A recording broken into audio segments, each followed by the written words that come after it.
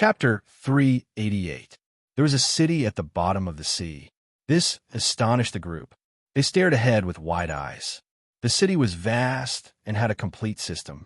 Gazing at it from afar, it was bright and resplendent. If one didn't look carefully, they wouldn't even notice that this was the bottom of the sea. It was like a giant city on land. That was because the seawater was transparent and the bottom of the sea was glistening. Only when one got closer would they realize how extraordinary this place was. There were coral lighthouses hundreds of meters tall, radiating bright red radiance in all directions. Within the city, there were all kinds of magnificent shell buildings. They were simply magnificent works of art. As for some palaces, they were all built from coral, jade, and whale bones. They were grand, majestic, and extremely beautiful. This place could be considered the work of the gods. This was like a mythical city. The streets of the underwater city were very flat. After getting closer, they found that the city was bustling with activity. There were many shops on both sides of the street, selling all kinds of underwater goods. For example, rare materials, mutant fruits, broken weapons dug out from ruins, and even some flying saucers. The black yak, the Manchurian tiger, and the others had their horizons broadened. Was this still the bottom of the sea? Why did it feel more like a super civilization? Flying saucer. A complete flying saucer is actually on sale in that plaza, the old donkey cried out. He glanced at Chu Feng, hinting that he wanted to buy it. There were even flying saucers for sale in this underwater city. It was indeed better than on land.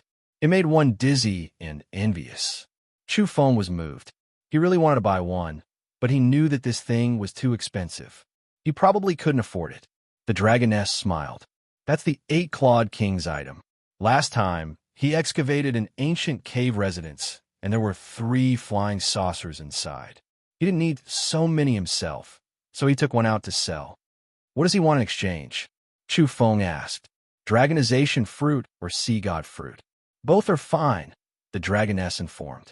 Chu Feng immediately lost his temper after hearing this. Those 2 things were too rare. Not to mention him, even the marine race couldn't pick them. It was said that even the elder dragon king of the southern sea was chasing after them and fighting with them. The toad's eyes widened. Let's go rob them. Its eyes flickered as it stared at the underwater city. There were too many good things. If it could loot it, its harvest would definitely be astonishing. Ow! We're in the dragoness flying saucer right now. Don't tell me we're going to enter the sea and fight with someone to snatch the flying saucer away. The black yak glanced askance at him. In fact, after arriving here, he was also tempted and wanted to do something big. However, this was the bottom of the sea, not their home ground, so it was not advisable to act rashly. This was because they had waged war with the sea race, and from the bottom of their hearts, they were not opposed to plundering the sea race's resources. However, even though they could hold their breath for a long time, they were bound to be at a disadvantage if they were to fight in the sea. The dragoness reminded, the 8-clawed king is not to be trifled with. It's best if you don't save yourself some trouble. Its evolutionary level is extremely high and unfathomable. How could we do such a thing? The Manchurian tiger forced a smile and explained that he only had a grudge against the Southern Sea lineage and wouldn't cause trouble here. There were many different races in the city. Chu Feng and the others were amazed. There were sea snakes that were tens of meters long, marine humans that looked exactly like humans, sea monkeys, bronze tigers, white-shelled turtles that walked upright, and even mermaids. The bottom of the sea was brightly colored and bright. There were people from all races and many buildings. It was rare that they could all coexist in harmony. After evolution, intelligent races won't kill each other, said the dragoness. It was as if this was a mature society. They imitated the human race, but they were also different and had their own characteristics. The flying saucer slowly flew above the city and toward the street. In order to let them understand the underwater world and see this giant city clearly, the dragoness flew at a slow speed. What's that? Yellow Cattle cried out in surprise. It was naturally an extraordinary item that could make him lose his composure. There was a large shop below. The materials used to build it were exquisite. The shell of a hawksbill turtle was used as the building material, creating a large palace hall. At the same time, it faced the street and was in a good location. There were many marine race people coming and going, and all of them stopped here. Oh, that's their shop's defining treasure, a branch of the Fusong tree, replied the dragoness. What? Ouyang Feng the toad jumped up. The black yak, the old donkey, and the Manchurian tiger also cried out in surprise. They stared at the scene below through the flying saucer screen. There was a dazzling golden tree branch with vigorous vitality curling around it. It was as if it was forged from gold. What are you waiting for? That's a branch of a divine tree. Let's go snatch it, no, I mean by it. The problem lady clenched her fists. She tried to salvage the situation after a slip of the tongue. She was eager to give it a try, and her beautiful eyes emitted an extraordinary splendor. She wasn't any more reserved than the black yak and the toad. The dragoness informed them, "Don't waste your energy. The energy within this branch has long since been sucked dry by a toad. Now, the Fusong tree branch only looks impressive." What? A sea toad? Where is it? I can't beat it to death. Ouyang Feng the toad said furiously. The others were speechless. This Ouyang Feng wasn't a good person, even when he was so cruel to his own kind. What are you looking at? I'm not a toad. I'm a true dragon, an ancestral rock, and a Qilin. My current appearance is just my appearance and not my true nature. Amen, you guys better not cause trouble. That sea toad has already evolved into a three-legged golden toad. It's very powerful and has already established itself in its own medium-sized city. It's a tyrant in the sea region, and this shop is its property in our dragon city. Everyone was speechless. Even a toad could build a city? A three-legged golden toad. If it's pure-blooded, it can also be considered a quasi-divine beast. Yellow Cattle mumbled in surprise. Where'd you get this Fusong tree branch? Asked Chu Feng. He really wanted to know how that three-legged golden toad could be so powerful. One had to know that he had heard of the Fusong tree a long time ago. Even some corporations on the continent were actively exploring the sea in order to get close to this mythical tree. But in the end, all the major powers retreated and didn't continue. The dragoness shook her head and told them that things weren't that simple. The Fusong tree had appeared several times in the sea, but it didn't appear for long each time. It was rooted on an island and was mobile. It didn't stay in one place. There was one time when a violent gale blew in the sea and the waves soared into the sky. The entire sea region was boiling and a powerful tsunami occurred. At that time, someone saw two mysterious experts fighting over the Fusong tree. But in the end, neither could do anything to the other. Moreover, they were both repelled by the divine tree's golden light. However, some of the divine tree's branches also fell off. Those two experts were unfathomable. They each took a Fusong tree branch and left, the dragoness narrated. She sighed with emotion because those two hidden experts were too astonishing. Even now, no one knew who they were or where they went in the end. The sea toad was relatively lucky. It saw a small piece of a golden branch, and thus evolved into the three-legged king. It could also be considered a tyrant. Chu Feng and the others were fascinated as they listened. There were too many opportunities in this underwater world. If they could really find the Fusong tree, they reckoned they would be able to rapidly evolve. Before long, they arrived at the center of this giant city.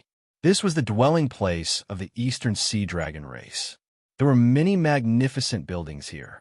There were fish scale castles, towers built from walrus tusks, and grand palaces built from giant shells.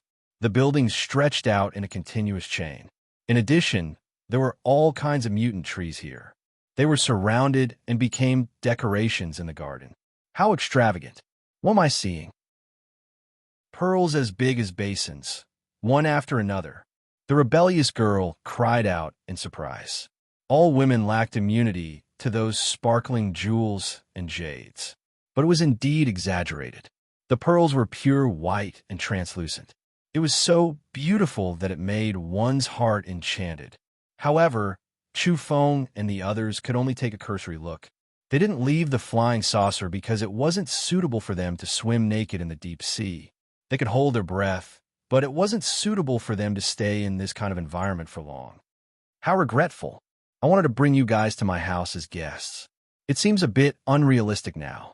Let's go directly to the true dragon's lair, said the dragoness. Your Highness is too polite.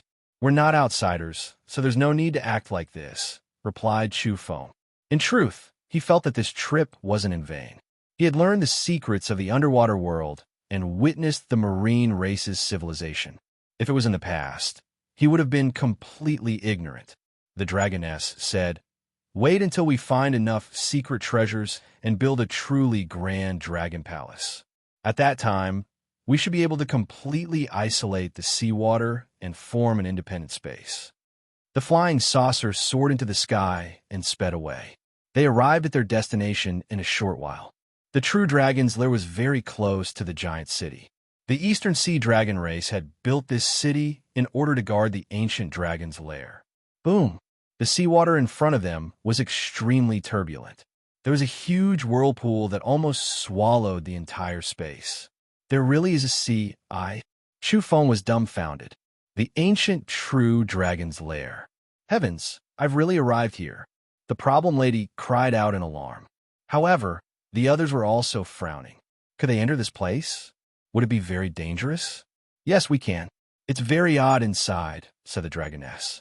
Then, amidst the black yak and the Manchurian tiger's cries of alarm, she drove the flying saucer straight into the boundless whirlpool. The world spun around them as if they had entered a dark and chaotic cosmos. Very soon, light appeared again and the whole world became clear. Not long after entering the CEI, everything was different. It was abnormally quiet and deathly still. All the winds, waves, and whirlpools had disappeared without a trace. Why do I feel something's wrong? Is this still the CEI? It's clearly a different space, a different zone. The Manchurian tiger was suspicious. The dragoness nodded and told them that it was completely different after entering. The flying saucer landed on the ground. Then, the dragoness opened the cabin door and walked out. There's no seawater here. Is this land? There was only land below the CEI. There was no seawater at all. This surprised them. The reddish-brown land stretched as far as the eye could see. Was this the bottom of the sea? They were suspicious. Why did it feel like an arid plateau? It's not as vast as you think. It's just that the ground isn't level and obstructs our line of sight.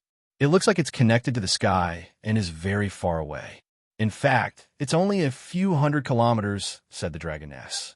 They saw the true dragon's lair after advancing for several kilometers. Immortal mist pervaded the air. There was a pitch-black lair with light streaking out from time to time, piercing through the mist. It was full of mystery. No wonder the dragoness said that there was as much thunderstruck wood as one wanted in this dragon's lair. She wasn't lying. That was because the lair was constructed there and seemed to be a pile of thunderstruck wood. The vast lair was pitch black with many thunderstruck wood built together.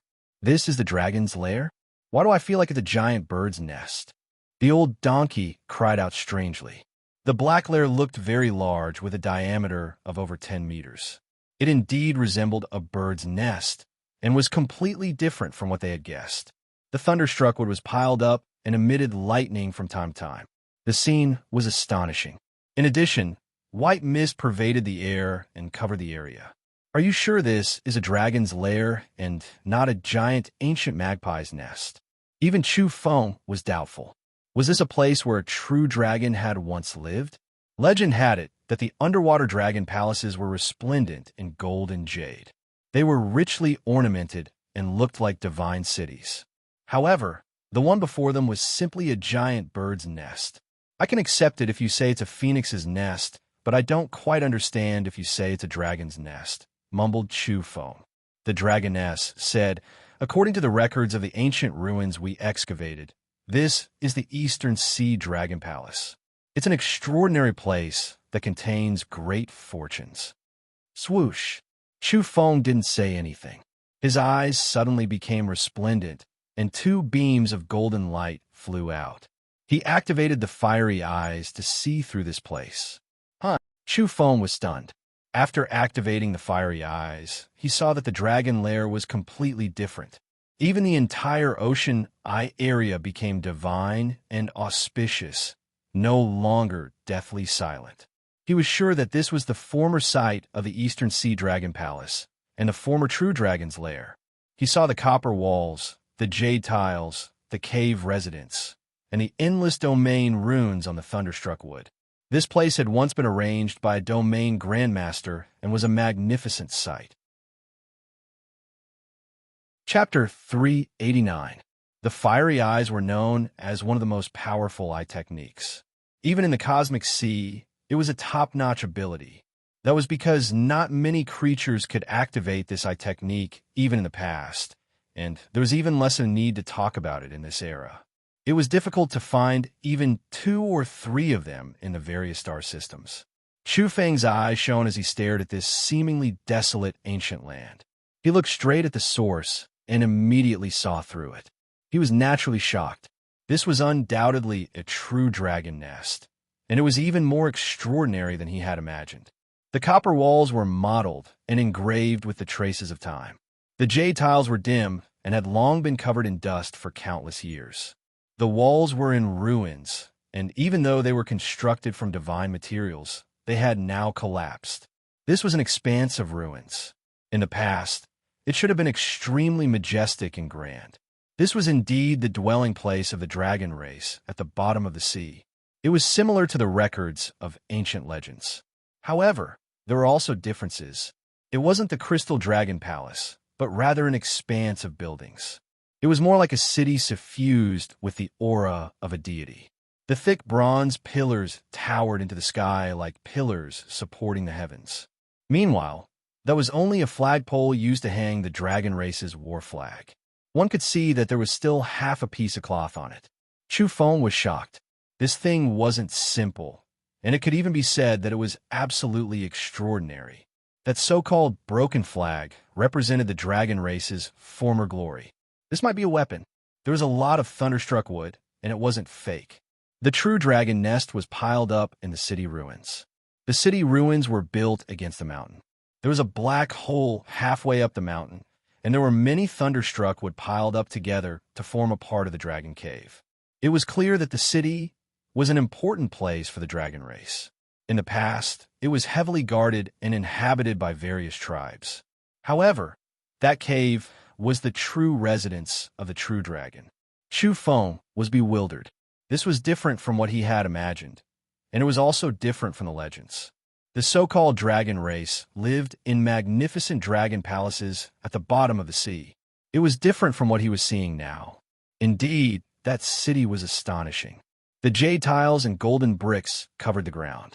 It was like the residence of a deity, but the true dragon seemed to prefer the ancient cave hidden by the thunderstruck wood.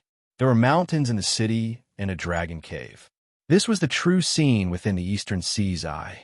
Soon after, Chu Feng's eyes erupted with golden light as he scanned the entire quiet land. Everything within a radius of 100 miles entered his eyes, no longer able to deceive his senses. They were indeed in the sea eye, but this place was a space of its own, isolated from the seawater like a bright and clean divine land. But due to the existence of domains, ordinary people couldn't see the seawater above their heads. They could only see the reddish-brown earth. At the same time, Chu Feng noticed that the terrain here was different from the outside world. It could be said to be an unpredictable land of fortune. At the very least, with his current attainments in the field of domains, he couldn't completely decipher it or see through the ultimate secrets here. With his eyes of fire and gold, he could see energy particles rising from the ruins. They looked like pure white mist, but they were actually various substances that were beneficial to the human body. Generally speaking, it was a type of energy. If it was seen by ordinary people, they would say that it was immortal qi. Chu Feng suddenly understood. The so-called immortal energy was actually some rare energy particles. When they evaporated and overflowed, they were seen by the naked eye and felt that they were divine, thus obtaining this type of name. Moreover, when one was nourished by this type of energy substance, it was indeed very comfortable, allowing one to obtain many wondrous effects. "How is it?" asked the black yak. Chu Feng said, "Yes, This place is extraordinary. If used well, it can regrow flesh and bones. I feel that the Dragon Cave can be called a immortal earth, but we probably won't be able to enter." He wasn't exaggerating. This place's terrain was indeed astonishing. In the blink of an eye, he saw the extraordinary place. If one lived in the ruins all year round, one could live for many years. That was because the energy substance there was very special and was extremely beneficial to the body. So much so that he suspected that even the body of a dead person buried here wouldn't rot and would even give birth to spirituality. Chu Feng felt as if 100 claws were scratching at his heart. He really wanted to stuff the 3 seeds he had obtained from the foot of Mount Kunlun into the True Dragon Cave and see if they could be planted. At the very least, he could confirm that the first seed, which had long since been activated, could grow here. It was just that he didn't know how the second and third seeds would fare. Difficult, too difficult. This area is a forbidden area set up by a domain grandmaster. In the past, there were probably saints living here. It's simply impossible for us to go deep. Chu Feng shook his head and sighed. There must be saints here. The true dragon of the past could definitely reach that level. Yellow Cow nodded. Everyone fell into silence after hearing this. They all felt regretful that they couldn't enter this place because it was too heaven-defying. Even if we can't go deep into the Dragon Cave, we can't get close to the edge of the ruins. The Manchurian tiger didn't give up. Let me take a look again. Chu Feng said. He really didn't have much confidence. The place where the true dragon lived was too high. It was one of the most powerful creatures from ancient times. This area had once been set up with the help of a domain grandmaster. Even though it had been mostly destroyed in battle, it was still difficult for outsiders to approach. The current Chu Feng was still quite a distance away from the domain grandmaster level. "Can you see any treasure trees in the ruins?" asked the dragoness. Although she was trying her best to calm herself down, one could still see the nervousness in her heart and the hope in her eyes. That was because she suspected that there might be dragonification fruits and peerless treasure trees in this dragon lair. "I don't see any trees." Chu Feng shook his head. The ruins were too dilapidated. The copper walls and jade tiles were all in tatters. Everything had been damaged, so how could there be any sacred trees? Even if there were any, he reckoned it would be in the ancient cave. There seemed to be a vigorous vitality there, constantly spraying out energy particles in the form of multicolored mists. The dragoness was very disappointed. But there are grasses in the ruins, especially near the Dragon Cave. There's a large patch near the entrance. Chu Feng said. It was just that the grasses couldn't be considered too special. They were mostly dark red in color, quite simple, and didn't have any resplendent luster. One had to know that the mutant trees at the bottom of the sea were all sparkling and translucent. "Ah, that's the dragon blood grass," the dragoness cried out in surprise. Yellow Cattle was moved after hearing this. He also knew of this grass. It was a good thing for evolvers because it could improve their constitution and help them become stronger. The 8-clawed king risked his life to enter the true dragon lair and unexpectedly survived. He also obtained a dragon blood grass and rose to power. The dragoness didn't hide anything. In reality, Chu Feng and the others had also heard that after the ice and snow melted, a marine race expert unexpectedly obtained the dragon blood grass, and his strength rose sharply. At that time, someone in Europe just happened to obtain the legendary Holy Grail and rapidly evolve. At that time, it caused quite an uproar. Yellow Cattle said, according to legend, the dragon blood grass was transformed from ordinary grasses that had been drenched in dragon blood. After gaining intelligence, it became an astonishing, precious evolutionary medicine. It's extremely precious. However, Yellow Cattle explained that it was only a legend. People believed that this grass grew near the dragon lair and was nourished by the energy particles left behind by the true dragon. That was why it was so extraordinary. Moreover, Yellow Cattle took the example. Although the dragon blood grass was extraordinary, it couldn't be considered a top-notch item when compared to the materials produced in the dragon lair. Yellow Cattle said, in the dragon lair, there's usually a reverse scale flower, which is priceless. There might even be a dragon embryo tree, which is even more terrifying. It contains the true essence of fortune. Once found, all the great holy lands and the starry skies will be envious. Let go and snatch it, Ouyang Feng shouted. His eyes were bulging, and he was almost drooling as he stared at the dragon lair amidst the ruins. Almost at the same time, the problem lady also shouted happily, "Go, go, go!" The others rolled their eyes. Did they really think they could reach the dragon lair? That was the dwelling place of the saints. Even if it had long since been moved away and there were no living creatures, evolvers at their level had no way of approaching it. Sigh, I know where the eight-clawed king dug up the dragon bloodgrass. It's just outside the ruins. He's really lucky. Chu Feng sighed. He used his fiery eyes to observe the terrain and discovered that there were traces of digging in the area outside the ruins. There used to be dragon bloodgrass there. That was because he even saw a withered grass that had been missed by someone. It had been cut off by accident, and no one had noticed it. The eight-clawed king didn't have the fiery eyes and could easily get lost. He couldn't see through the truth of these ruins, so he could only say that he was very lucky to be able to stumble upon something. Chu Feng also saw some dragon blood grass among the ruins, but he felt that it would be difficult to dig it up. I'll go and try. Chu Feng was truly unresigned. He was helpless after coming here and could only try to move forward. This couldn't be blamed on his weak attainments in domains. It was because this place was too heaven-defying. It was the saints' territory, and its level was too high. It wasn't suitable for them to approach. You guys wait for me here. Chu Feng didn't want them to take the risk. Handsome big brother Chu Feng, I'll advance and retreat with you, said the problem lady. The problem lady said with a tender and sweet appearance. She threw flirtatious glances at Chu Feng and sent him a flurry of flirtatious looks. She was indeed ridiculously beautiful. Although she wasn't that old, she was over 170 centimeters tall. She had matured prematurely, and her figure was extremely alluring. Chu Feng knocked on her forehead and said, "Don't throw flirtatious glances at me." After some contact and understanding, he already knew that this child wasn't a brainless celebrity chaser. She was excessively intelligent and was trying to worm her way into the land of fortunes.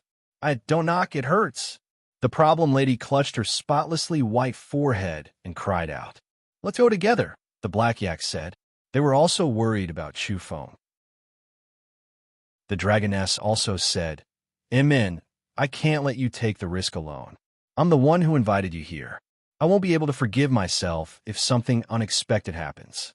The toad raised his chin and said arrogantly, "This is my family's territory. I'll definitely go in. I'm a dragon, a classic case of a true dragon returning to its nest. I've heard of little tadpoles looking for their mothers, but I've never heard of toads randomly recognizing relatives," the black yak said unkindly. "Go to hell, you cow that doesn't know how to mill," Ouyang Feng shouted. The two almost started fighting again. In the end, they went forward together and approached the ruins. Chu Feng deciphered everything along the way without encountering any dangerous incidents. They arrived at the place where the eight-clawed king had once been. Chu Feng took action and shot out some magnetic stones to change the terrain. Immediately, the true scenery appeared. There really are ruins. It's so grand and majestic. The others could also see the ruins of the divine city in front of them. This was the dwelling place of the dragon race. In ancient times, there had once been many powerful evolvers here. Chu Feng walked over and picked up the broken dragon bloodgrass. Then he dug out its withered roots. What a pity! Only a portion of its medicinal properties remains, and it's been severely depleted. Yellow Cattle sighed. This was a wondrous grass that could help them evolve.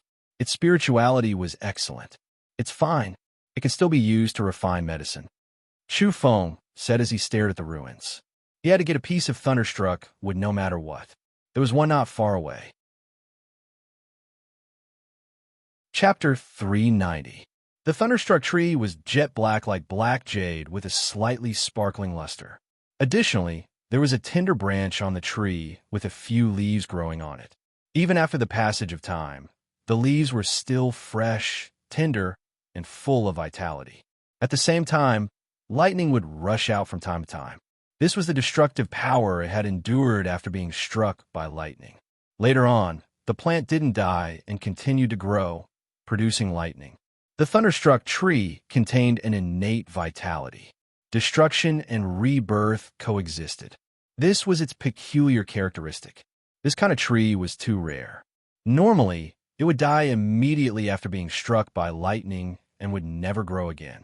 It was difficult to find a few, even if one searched through the famed mountains and great rivers. At the very least, Chu Feng couldn't find any after searching all around.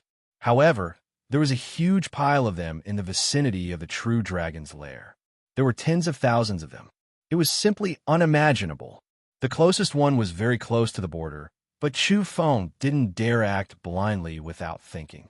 This was the location of the ancient dragon god city. The terrain here was special, and the broken domains were terrifying. True dragon's lair, here I come. Ouyang Feng puffed out his belly and cried out loudly. This fellow was actually extremely daring. He released his own aura and took a step forward. Behave yourself. Chu Feng went to grab it. Don't move. I'm the true dragon son of heaven. This is my home field. I'll let you see what it means to have the mandate of heaven, cried the toad. That was because it really felt something special. There seemed to be some kind of energy resonating with it from the distant dragon cave and calling out to it. Now, it strode forward based on its senses. It wanted to merge with that energy in hopes of stepping into the true dragon cave. Chu Feng didn't hold it back. The toad rushed into the ruins with a swoosh. The runes beneath its feet flickered and the blood energy within its body seeped out. The originally restless ancient land immediately calmed down. There was no longer any danger. The people behind were astonished. Chu Feng was especially puzzled. Why were the domain runes ineffective against it? He frowned and quickly realized the reason. Some astonishing domains could carve all kinds of imprints. For instance, a certain creature's blood energy imprint or spiritual imprint. This meant that when they buried the magnetic stones, they could make targeted arrangements for certain races. Apparently, the domain grandmaster of the past was extremely heaven-defying. Against the dragon race, this place was practically a level road with no threat. Huh. The toad Ouyang Feng couldn't stop laughing. He turned his head and cast a sidelong glance at Chu Feng, saying, I'm going to seize the fortune. When I become a carefree realm expert, I'll take you as my mount. Chu Feng's face immediately darkened. This fellow had always been unconvinced and had actually wanted to rebel. Taking him as a mount was really asking for a beating. Little tadpole, don't be cocky. Hurry up and pick the dragon's bloodgrass. Also, throw out a few pieces of thunderstruck wood. The Tiger King shouted. His eyes emitted a thieving light, and his face was full of hope. In truth, this result was out of everyone's expectations. The black yak and the others looked as if they had seen a ghost. This toad that deserved a beating was actually walking on flat ground. But entering the dragon's lair? Boom! At this time, the toad suddenly cried out miserably because a huge explosion had occurred. At this moment, its entire body was scorched black as it scampered away. Help! At this moment, its intuition told it that it was done for. The resonance from before had disappeared, and this place had become dangerous for it. Bang, bang, bang. The toad was in a miserable state. It had been blasted out almost all the way and was badly mutilated. One of its legs had almost fallen off as it howled miserably. This caused everyone's expressions to change as they felt a wave of horror. Chu Feng quickly threw out a number of magnetic crystals, which had already been engraved with domain runes. They landed in the ruins as he guided the toad and helped it escape. Ayo! The toad cried out loudly. Fortunately, it hadn't taken too many steps in. Otherwise, it would have died without a doubt. By the time it came out, it was already emitting waves of fragrant meat. Its tough body was full of cracks, and one of its legs was fractured and almost broken. As a divine beast, its intuition was the sharpest. Sometimes its various judgments were based on this kind of instinctive divine instinct. However, things were still going well at the beginning, but then it suddenly changed. Are you still a family? You're not a good thing to trick your own people.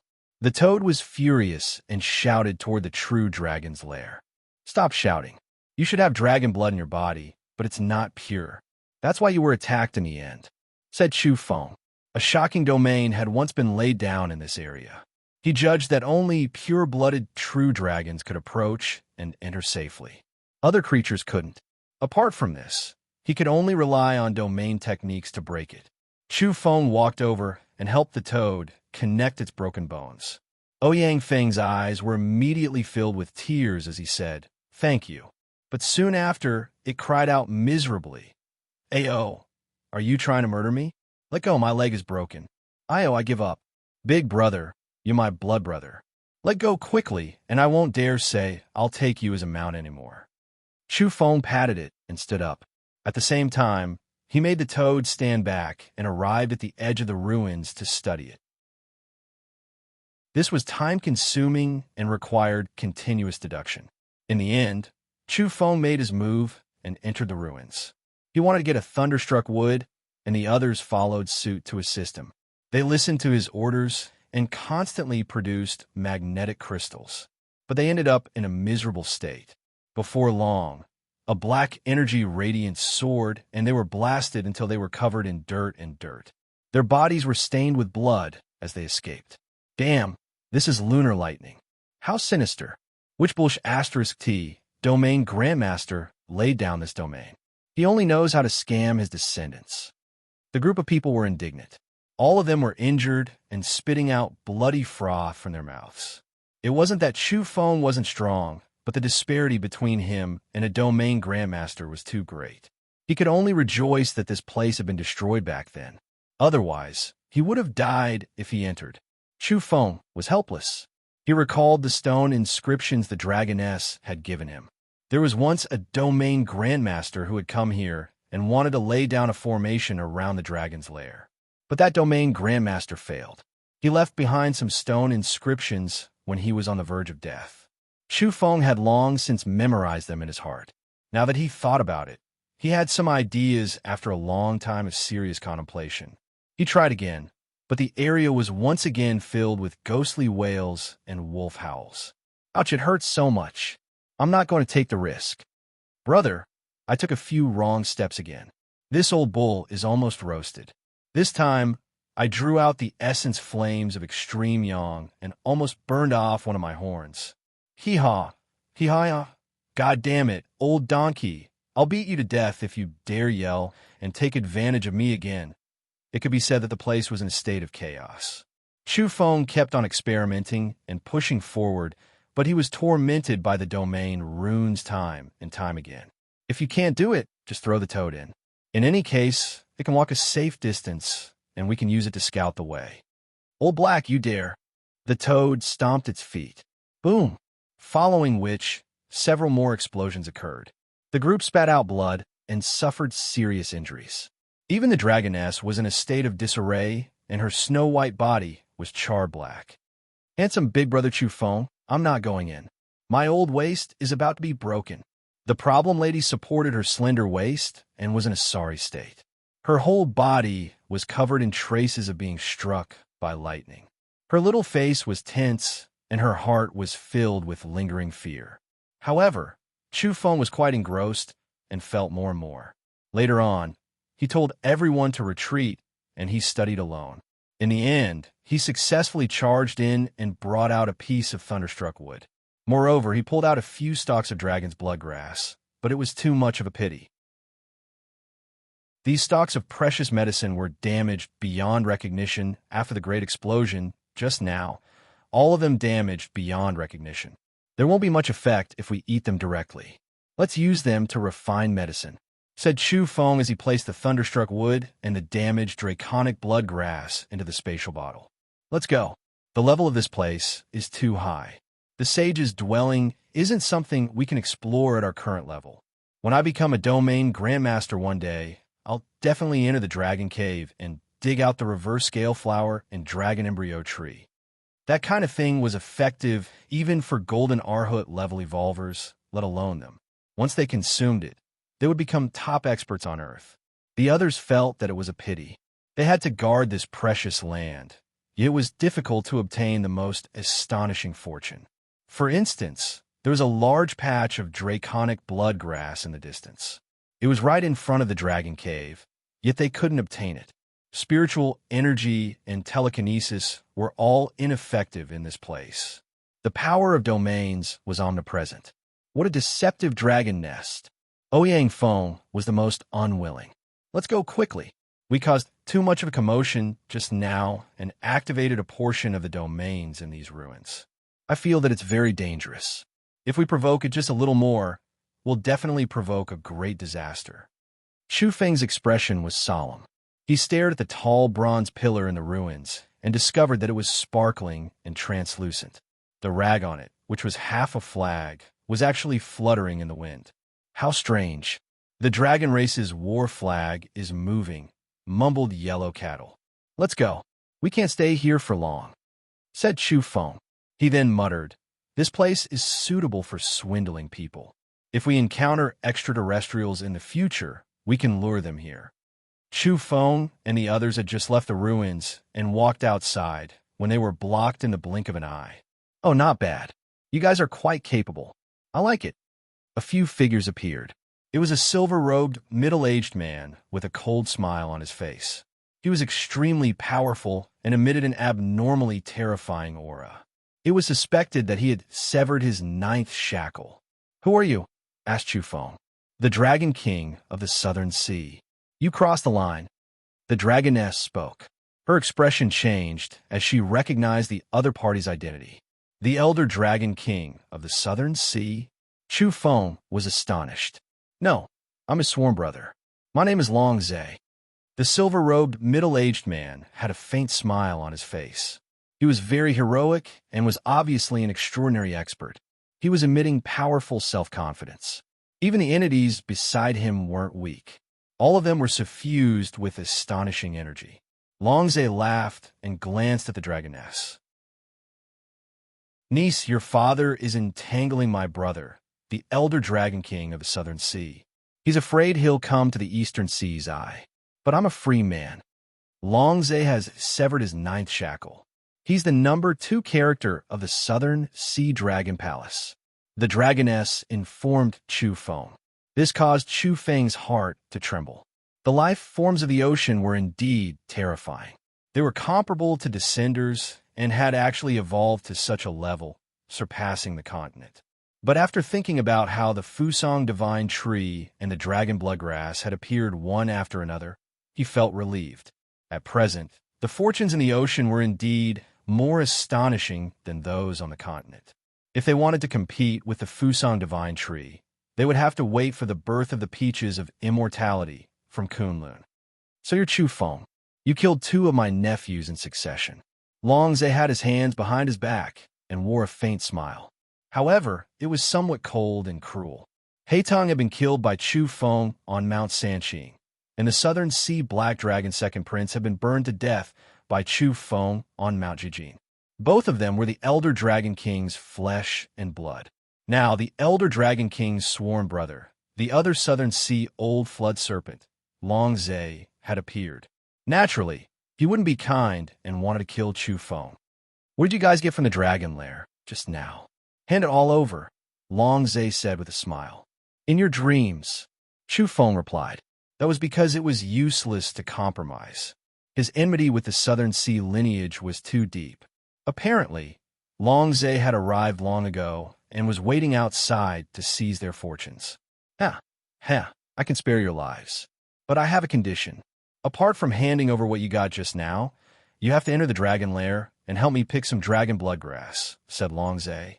This was completely using them as tools, forcing them to throw their lives away to help him obtain precious evolution medicines. The dragoness spoke. Uncle Long Zhe, you've crossed the line. This is the Eastern Sea Dragon race's territory, and Chu Feng is an honored guest I've invited.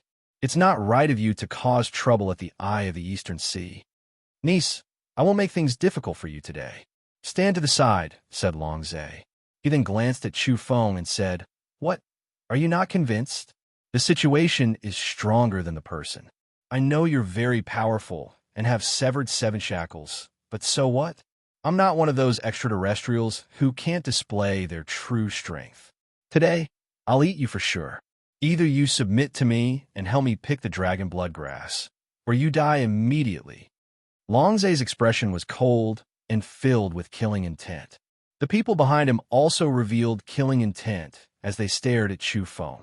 You're going too far. Chu Feng looked at Longzay. Yes, I'm bullying you. What can you do about it? Longzay sneered. He was fairly tyrannical and appeared quite confident. Uncle Yiksha asked them to leave. At this time, the dragoness suddenly spoke. Very well. A figure flickered in the distance, and a person walked over. His entire body was suffused with a faint golden color. This was a patrolling Yiksha, but he was quite powerful. He had actually also severed 9 shackles. This was a top expert of the Eastern Sea Dragon Palace, second only to the Elder Dragon King. The golden Yiksha's skin was like metal. He walked over slowly and stared at Longzay. Longzay, you should leave.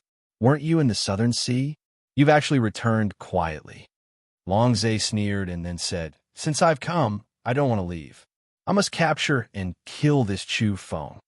Afterward, he relaxed his expression and was no longer solemn. He glanced at the old Yiksha and said, Brother Yiksha, this is a rare opportunity. This brat's attainments in the domain are extraordinary. Drive him into the dragon lair and let him risk his life. Perhaps he'll really be able to pick some dragon bloodgrass. The dragoness' expression sank. Do you think the people of the Eastern Sea are the same as your Southern Sea dragon race? Chu Feng is my guest. How can Uncle Yiksha do that? Longzay laughed indifferently. He didn't look at the dragoness, but instead at the old Yiksha. How about it, Dao brother? It was at this time that a figure appeared in the distance. He strode over and said, The Southern Sea dragon race is quite awe-inspiring. This was a middle-aged man. The most important thing was that he was a human and not a marine race entity. He had already severed 8 shackles. At this time, Chu Feng, the Black Yak, and the others were all astonished. This underwater world was no small matter. 3 great experts had appeared in succession, far surpassing those on land. A human expert. How unexpected, but you're still 1 level lower. If you want to meddle in our business, you'll have to pay for it yourself, Longzay said indifferently. At the same time, he was also somewhat astonished. Where had this human with 8 severed shackles come from? That means you insist on letting Chu Feng enter the dragon lair and pick the dragon's blood grass for you? The human male asked. He looked to be in his 30s or 40s and was clad in a purple robe of ancient attire. He was of medium build and, although his appearance was ordinary, his aura was quite powerful. So what if I am? Longzay revealed a tyrannical expression. He was prepared to make this fierce human stay. You have to look at the master before beating the dog. You dare touch someone that my Penglai immortal island wants to protect? The man of medium build revealed a cold smile and said, Even if I really let him enter the dragon lair to pick the dragon's blood grass, it won't be your Southern Sea dragon race's turn to obtain it. Penglai immortal island. When they heard these words, both the old Yiksha and Longzay's expressions changed. Chu Feng, yellow cattle, and Manchurian tiger couldn't calm their hearts. At first, Chu Feng had a good impression of him. As a fellow human, this person was standing up for him. But after hearing the latter part, his expression became unsightly. That was because this person's words were too unpleasant to hear. What did he mean by, you have to look at the master before beating the dog mean? Such a statement was too inappropriate. At this time, the middle-aged man glanced at Chu Feng and said, Can you enter the dragon lair and pick some dragon's blood grass? I have use for them. I can't, Chu Feng replied. The middle-aged man's expression immediately sank, and he no longer spoke. He then waved his hand at Longzay, gesturing for him to leave with a rather impatient expression. Although he was only 8 severed shackles, Longzay was quite apprehensive because he had announced his origin and was from the Penglai Immortal Island. He actually wanted to leave after some hesitation. Chu Feng was unhappy. What did these people think he was? Longzay was one thing, but things were destined to be bad. That was because the Southern Sea Dragon race had an old grudge with Chu Feng. And this human had actually said such things just now. Something about looking at the master before beating the dog? And now, after driving Long Zay away, he wanted to keep Chu Feng alone. Could it be that he also wanted to force him into the dragon lair? Chapter 391. Why haven't you left yet? The purple-robed man glanced at Long Zay's group with a displeased expression. Long Zay had wanted to leave at first, but his expression became unsightly after hearing these words. This was not giving him a way out of this embarrassing situation. The people of Peng Lai were truly arrogant. "Excuse me, are you one of the protectors of Peng Lai?" Long Zay asked.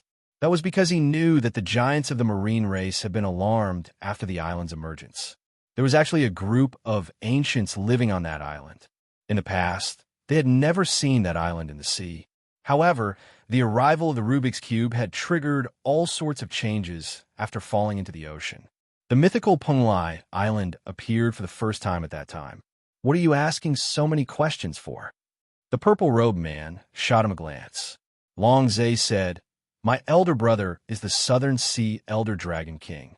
He has lived for hundreds of years, and his cultivation is profound.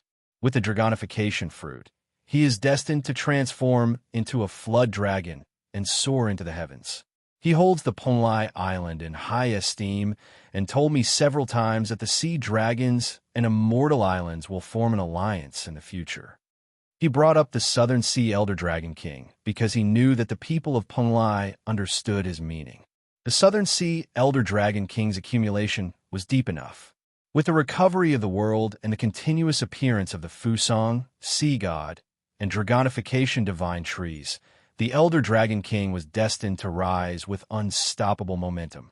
Although Peng Lai Island was powerful, the overlords of the flood dragons would definitely become heaven-defying existences in the future.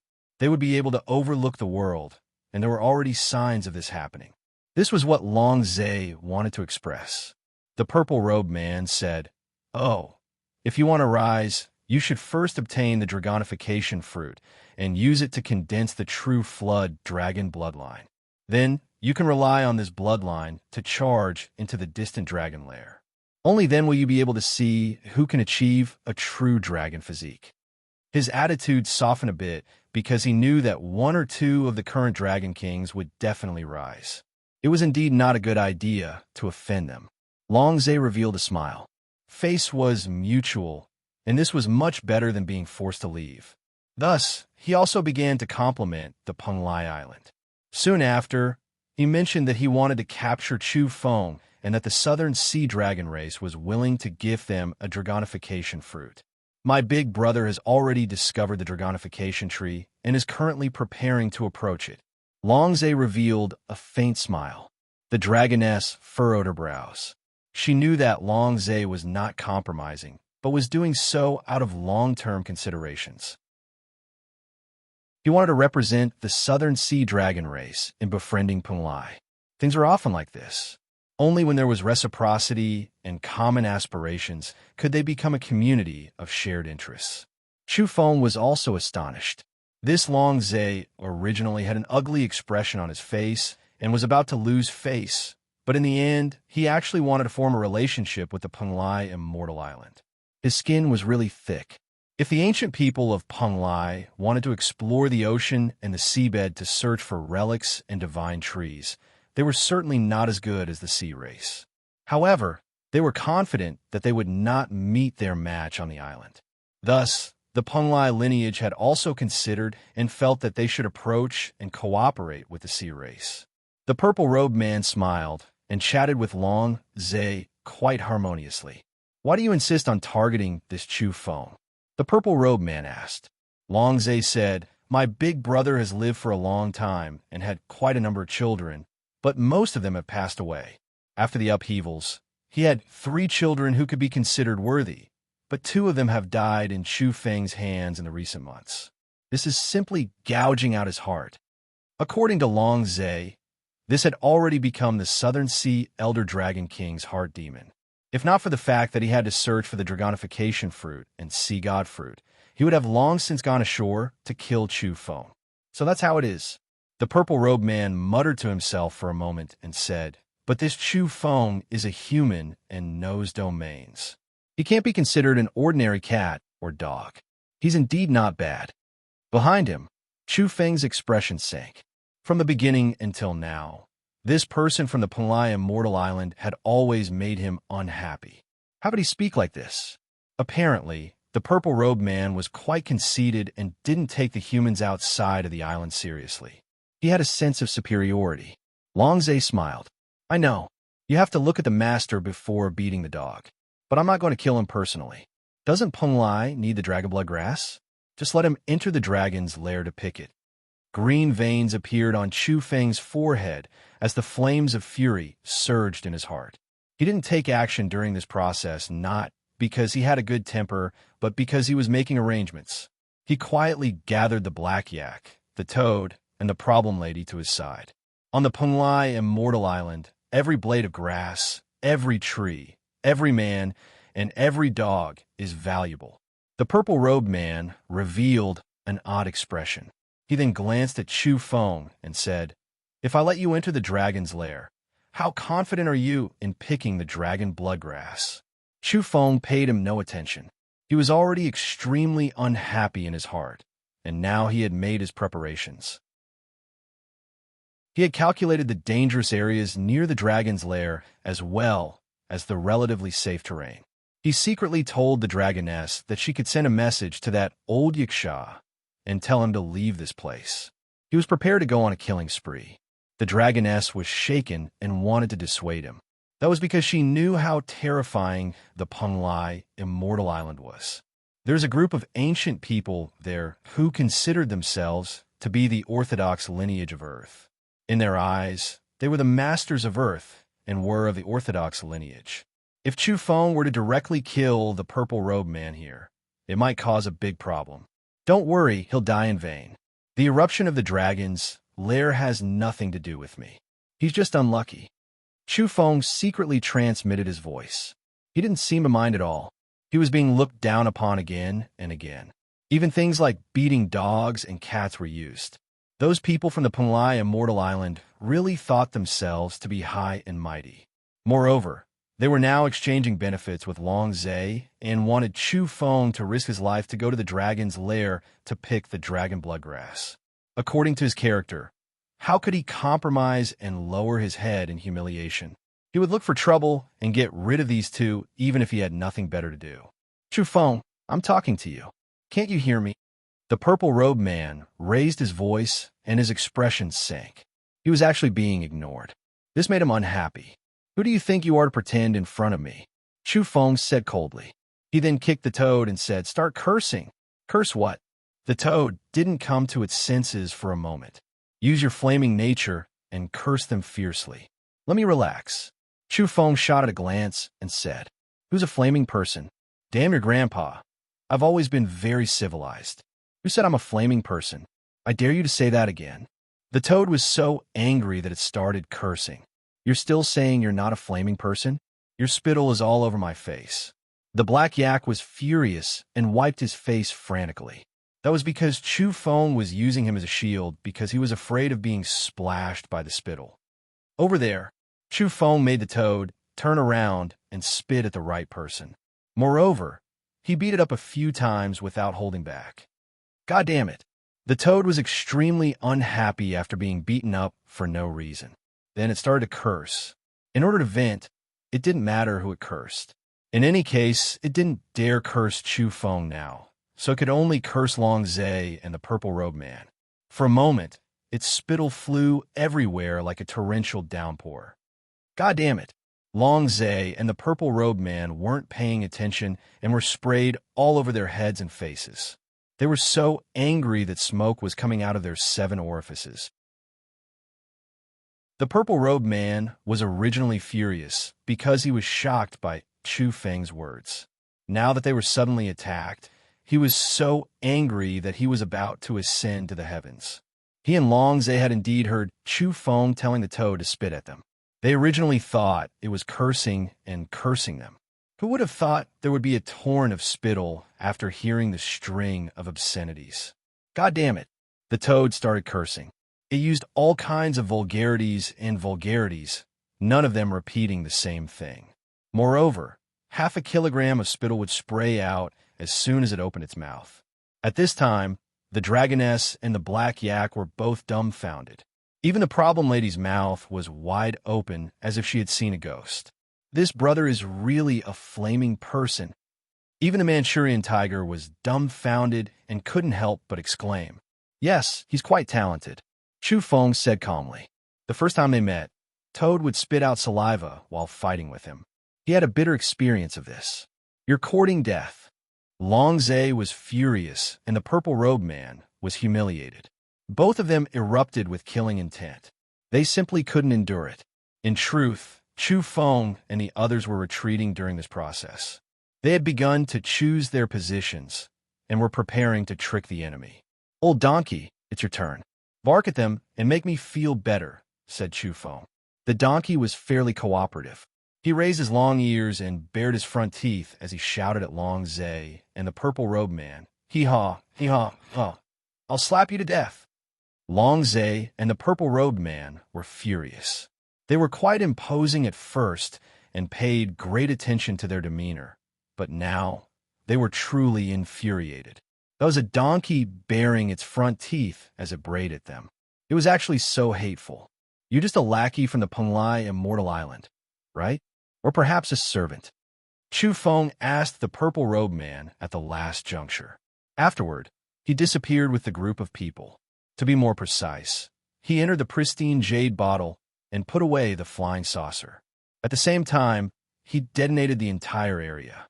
Boom! The world was turned upside down as ghosts and gods howled. Some patterns lit up within the ruins and shook the entire area. The land within 100 kilometers trembled violently as energy interweaved and surged violently. To be more precise, there was an explosion within the ruins. As a result, a portion of the terrifying energy overflowed and wreaked havoc in the area. Without a doubt, the dragon lair was extremely terrifying. Not to mention them, even existences several levels higher would die here. Fortunately, they were all outside the ruins. Even so, the energy overflowing from within possessed incomparable destructive power. It ravaged the land like a raging river. Long Zhe and the purple-robed man were terrified. They immediately retreated and rushed into the distance in a bid to escape. They reacted extremely quickly and fled into the distance in the blink of an eye. They wanted to escape from the eye of the eastern sea, but they were still struck by the energy waves at the very edge. Long Zhe screamed miserably as his body was pierced through. He coughed up large mouthfuls of blood, and his subordinates didn't even get a chance to groan before exploding into several balls of bloody mist. The purple-robed man was also in a miserable state. In terms of strength, he was inferior to Long Zhe, so his injuries were naturally more severe. His body was broken into two on the spot. The pristine jade bottle was flying at top speed amidst the chaotic energy flows. Chu Feng was controlling it with his spiritual arts. He had long since chosen the safest terrain and was rushing out. Even if they were occasionally swept by the energy, they would be blocked by this mysterious bottle. They were safe and sound. When passing by the border, Chu Feng saw that the purple-robed man hadn't died completely. He drove the spatial bottle and directly smashed into him. With a bang, the man's upper body was torn into pieces, and even his head was blooming with flowers. "Why are the flowers so red?" Chu Feng chanted. At this time, Long Zhe was howling miserably as his body was once again struck by the energy. Although he had escaped the sea, and rushed into the boundless ocean, he was already on the verge of death. Before long, a flying saucer rushed out of the water. Chu Feng was laughing mischievously as he carried Long Zhe, who was like a dead dog in the cabin. "You!" Long Zhe was shocked, furious, and terrified. This was actually the result. The energy fluctuations in the sea were quite intense. The old Yaksha was shocked out of his wits. He was injured, but the dragoness had warned him in advance. He didn't die, but his whole body was drenched in blood. "Where's the person from our Penglai Immortal Island?" Someone cried out in alarm from a ship on the sea. The domains of the dragon lair suddenly erupted. He probably didn't escape. The dragoness appeared and informed him of the situation. Chu Feng didn't care about these things. He was tidying up Long Zhe. This flood serpent had fallen into his hands but still dared to be hostile. His eyes were cold, even though he was on the verge of death. Before long, people discovered that Chu Feng had updated the gourmet rankings. Roasted tiger kidney and rock meat aren't ranked first and second anymore. They've been replaced by southern sea dragon soup. Oh my God, did Chu Feng run to the southern sea to eat dragons? Oh God, it really is a flood dragon. Such a thick body, rock meat, stew. There are all kinds of ways to eat it. I'm drooling just looking at it. People immediately discovered Chu Feng's updated rankings on the media platform and saw the photos of the ingredients and food he had posted. They were quite shocked. Chu Feng didn't hide anything. There was no way to resolve his enmity with the southern sea dragon race, so he directly posted it. The suspected number 2 character of the southern sea dragon race, has actually been eaten by Chu Feng and updated on the gourmet rankings. Is he trying to defy the heavens? At this time, Chu Feng was gorging himself with the toad and yellow cattle. Eating the enemy was the best way to deal with the enemy. Roar. Chapter 392. The number 2 character of the southern sea dragon race has actually been eaten.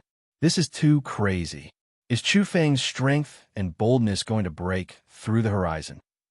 A professional stood out and confirmed Long Zhe's identity. This caused a huge commotion. Last time, the world was sealed in ice.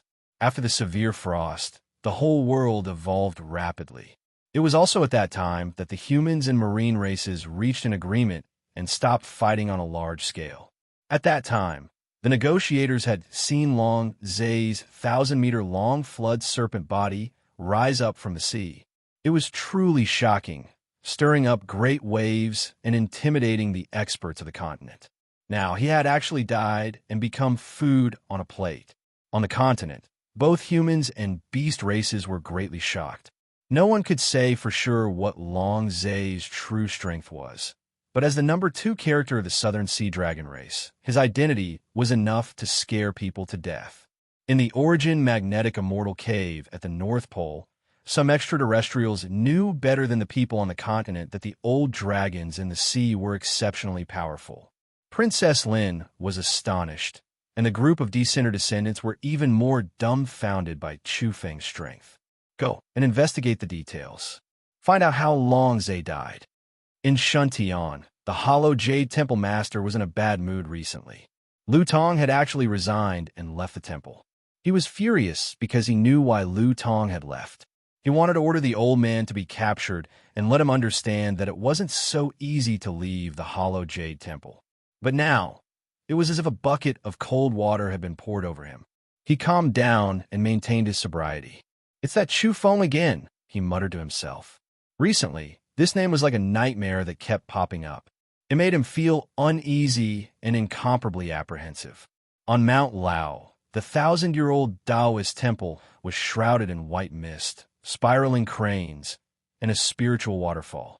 Linoy stood atop the mountain, her white robes fluttering in the wind. She had also seen the news posted by Chu Feng.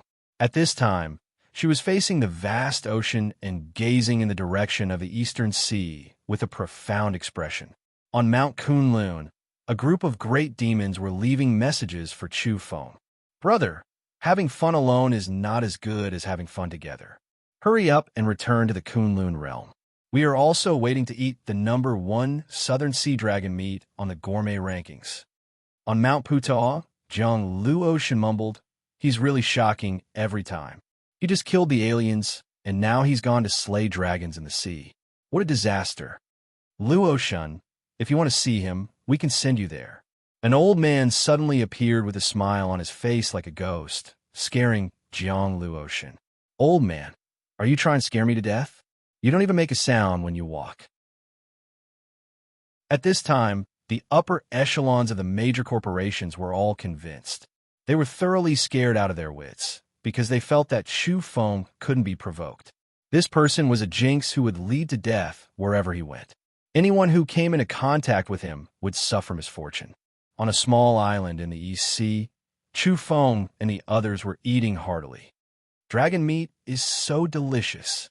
The problem lady was complaining of a stomachache as she ate. Her small waist was round and plump, and her large eyes were darting about amorously. This was a deserted island near the eye of the East Sea. Even the dragoness found it odd because she had never seen it before. Not long ago, they had rushed out of the sea and discovered it. There were no plants on the island, only rocks, some of which were hundreds of meters tall. This island seems to have come out of the sea. Look, there's seawater in some of the potholes. Yellow cattle pointed to a certain area. After finishing the dragon meat, the group wandered around the island and revealed odd expressions. This place was somewhat odd because white mist had suddenly risen from the depths of the island. Then, they staggered and revealed astonished expressions. That was because the island was shaking violently, as if there was an earthquake. Boom! Following which, a mountain rose from the center of the rocky island. It was quite short at first, but it grew rapidly, and its aura gradually became majestic. Let's go. The dragoness immediately steered the flying saucer and took the group into the air. This place was too odd. A rocky island had appeared out of nowhere in the eye of the East Sea, and now a tall mountain was rising from it. The group looked down from the sky and observed the island. It was submerged in mist, and the island had completely changed. Several majestic mountains appeared one after another and grew taller and taller. In the end, they surpassed the flying saucer. Only after a long time had passed did the island become quiet and shrouded in mist. There were 7 large mountains at the center, standing side by side. They were all black and several thousand john tall. They were shrouded in white mist and couldn't see their depths. It's really strange. Could it be that we've touched the dragon nest and caused this island to appear? They were very curious and wanted to find out the truth. In the end, the flying saucer approached the island again and slowly descended. They were apprehensive. Was this still the deserted island they had stayed on before? The island was still deathly still, but many trees had appeared. However, there were no leaves, buds, or buds. Instead, there were only withered branches and even some rotting branches. At the same time, the island had become many times larger. What was going on? The island was filled with shadows. It was either rocks or dead trees. There was a rotting smell, and it was somewhat strange after being shrouded in white mist. Chu Feng and the others were both skilled and daring. All of them landed on the island. This place is filled with dense yin-shi and is covered in white mist. Why do I feel cold all over? The old donkey mumbled. He had always been very timid. Handsome big brother Chu Feng, I'll go with you. The problem lady was also very uneasy. Is this our dragon race's territory? It's very close to the sea. The toad revealed a doubtful expression. There were many trees on the island, but they were all rotting and none of them had leaves. After traveling for a long distance, they finally approached the 7 majestic mountains. They circled around them and finally saw a bluestone staircase leading into the mountains. This is the Mountain Gate area. They suspected that this was an ancient orthodoxy that had been submerged by the sea and had now reappeared in the world. Perhaps the island had been hidden in a folded space in the past and had only come into being now. They walked along the stone steps into the mountains. Very soon, the problem lady screamed and hung onto Chu Feng's body like a koala. She pointed ahead and said, "Ghost. We're evolved beings afraid of ghosts." Chu Feng pulled her down and placed her on the ground. But at this time, the others also drew in breaths of cold air. There was a skeleton in the distance with only a layer of old skin wrapped around its body. Its mouth kept opening and closing as if it was speaking. Chu Feng felt his hair stand on end. What was going on? How many years had this skeleton lived for? Demons and monsters, how dare you scare this grandpa? I'll beat you to death. The toad rushed over and was about to attack. That was because it had sensed that the skeleton didn't have much energy on its body. Ayo! It jumped back in fright because a toad had crawled out from behind the rock. Its flesh had almost rotted away, and only a skeleton and some dried skin were left on its body. That scared this grandpa to death. How can there be such a big skeleton toad? It cried out strangely. Everyone felt that something was wrong. They looked ahead and found some creatures in the form of skeletons that could move. Are these things still alive? This place shielded one's divine instincts and made their senses less acute. Along the way, they were careful and prudent. When they arrived at the mountain gate, they discovered that the foot of the 7 great mountains made them feel fear. There were many species that looked extremely powerful in the past, but now they were all strange and terrifying. Their flesh had pretty much all fallen off, revealing white skeletons. But they were all still alive and could move. What the hell? How he stepped onto the Yellow Springs Road. The black yak was bewildered. Yellow Cattle's little face was taut as he gazed attentively at the scene before him. There's a stone tablet. Look. There was a stone tablet within the mountain gate. There were densely packed characters carved upon it, describing some old events. However, Chu Feng, the dragoness, and the others didn't recognize them. The characters were too odd. Mount Eternal. Yellow Cattle suddenly spoke. What? It's actually this place. The problem lady cried out in surprise. Apparently, Yellow Cattle and the problem lady were shocked. They had recognized what kind of place this was. What's going on? Chu Feng asked in astonishment. Yellow Cattle opened his eyes wide and became incomparably excited. He stared at the stone tablet and the 7 great mountains in front of him, finding it difficult to calm down. After a long while, Yellow Cattle calmed down. He looked at Chu Feng and said, I've found the opportunity to become a sage ancestor. I might have to part ways with you here. Chu Feng was astonished. This is one of the 72 holy lands of the demon race, Mount Eternal. Yellow Cattle informed. The problem lady's face was full of envy and jealousy. She sighed repeatedly and said, This is one of the 72 most powerful holy lands of the demon race in the entire cosmic sea. Since that's the case, everyone stay behind. The toad shouted. He was afraid that Yellow Cattle would take everything for himself and wouldn't let him in. It's only suitable for the demon race, not humans. Yellow Cattle shook his head. The problem lady sighed. I really want to become a demoness. You're already one, okay? Chu Feng replied. He understood that this was the demon race's territory. It was a legendary place, even in the cosmos.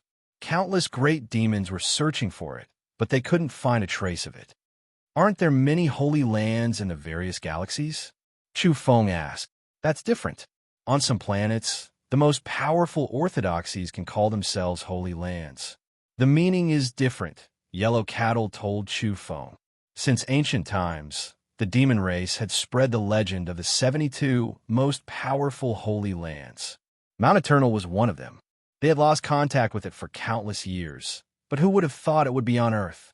This kind of ancient holy land wasn't a major power, but a place of inheritance and tempering. If you're defeated here, you'll turn into a skeleton, but it's difficult to perish. You'll be imprisoned in the mountain for eternity. If you succeed after tempering yourself here, you can leave and build a supreme foundation to become a sage ancestor. Yellow Cattle warned the black yak, the Manchurian tiger, and the others to make their own decisions. In any case, Yellow Cattle wanted to enter the mountain. Chu Feng, let's part ways here. I don't know how many years it'll be before we meet again, Yellow Cattle said. Many years. This news was too sudden for Chu Feng. I'll go too. The toad made his decision. I'll go too. The black yak was also very decisive. He then looked at Chu Feng and said, Brother, we'll part ways here. Take care. Following which, the Manchurian tiger and the golden condor expressed their intentions to enter Mount Eternal. Even the spineless old donkey didn't hesitate at the crucial moment. He became unyielding and expressed that he would enter the mountain even if he died. Chapter 393. The little demon, after getting along for such a long time, going through thick and thin together and experiencing many life and death trials, Chu Feng felt a sense of loss and reluctance to part just like that. But he couldn't stop them. To Yellow Cattle, the black yak, and the others, Mount Eternal was a wondrous place that could change their lives. Mount Eternal had existed since time immemorial and signified transcendence. Looking at the starry skies of the cosmos, this was all a myth and legend. Countless great demons risked their lives to find it. It wasn't a sect, but a holy land for trials and tempering. According to the problem lady, there weren't many such places to be found. They had long since been isolated from the world or monopolized by the most powerful star realms. It was said that there were 72 holy lands for tempering, but how could one find so many in this world?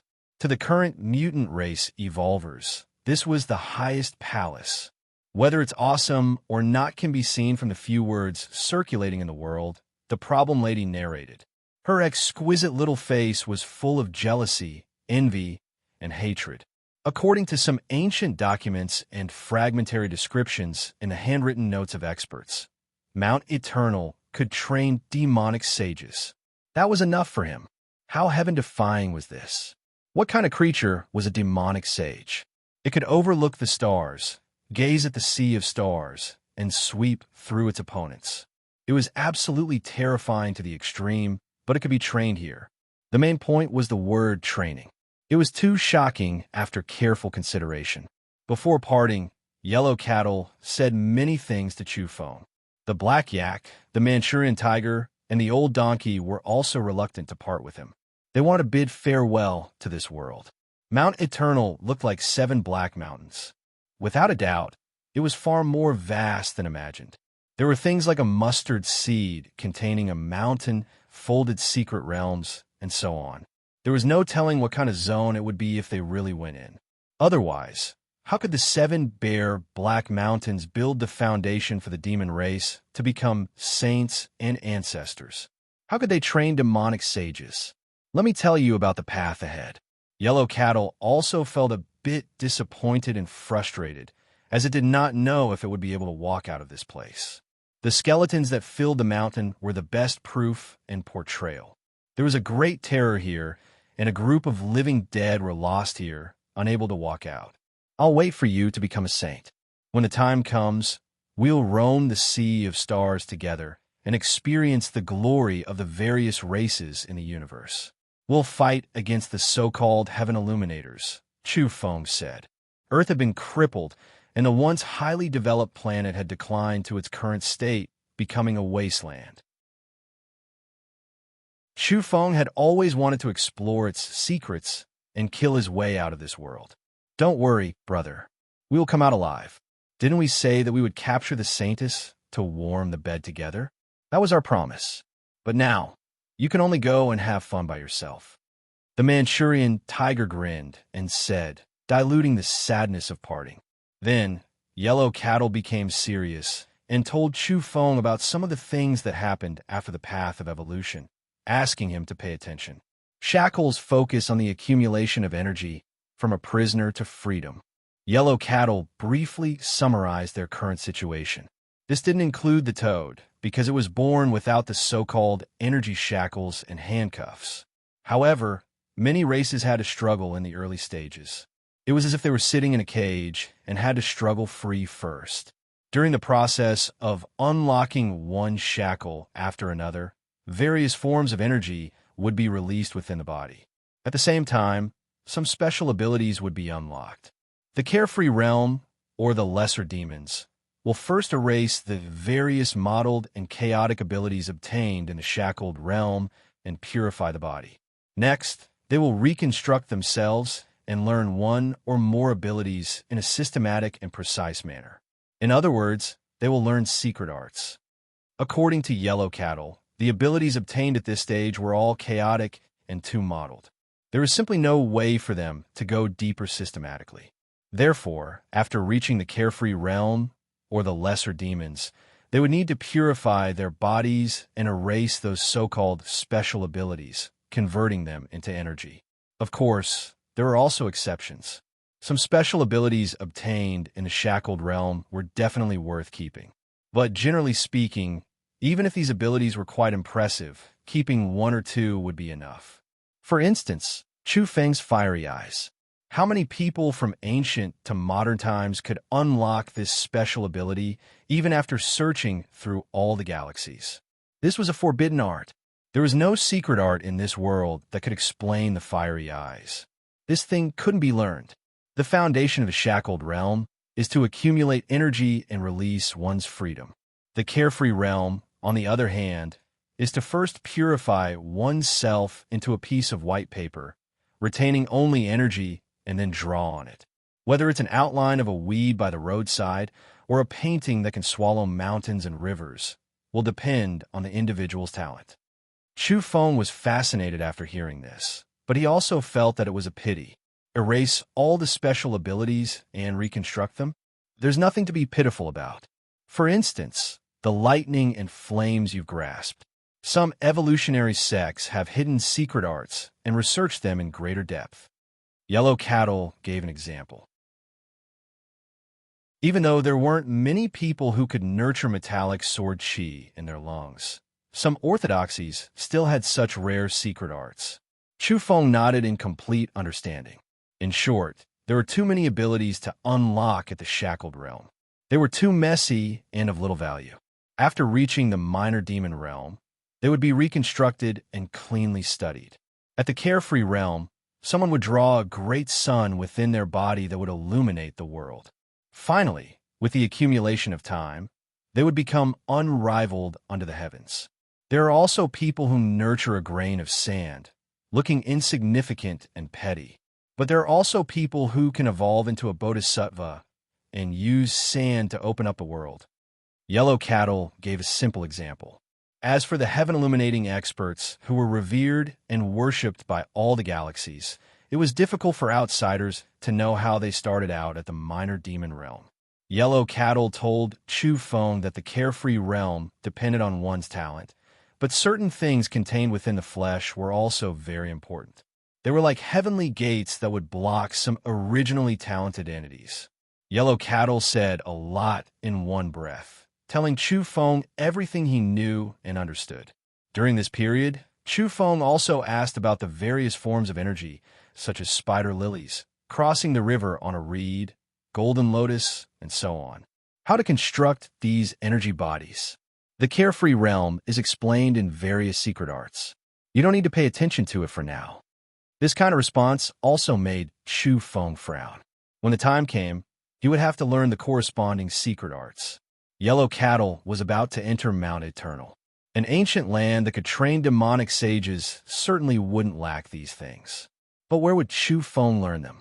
Could it be that he had to go against the outer realm's path and barge into their world to learn?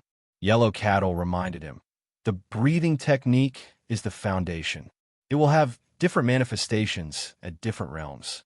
We've just uncovered a corner of the mysterious veil, and there are even forbidden techniques hidden within the breathing technique.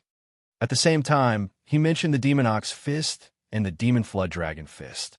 These were secret arts. At the minor demon realm, these fist arts would transform and develop wondrous aspects.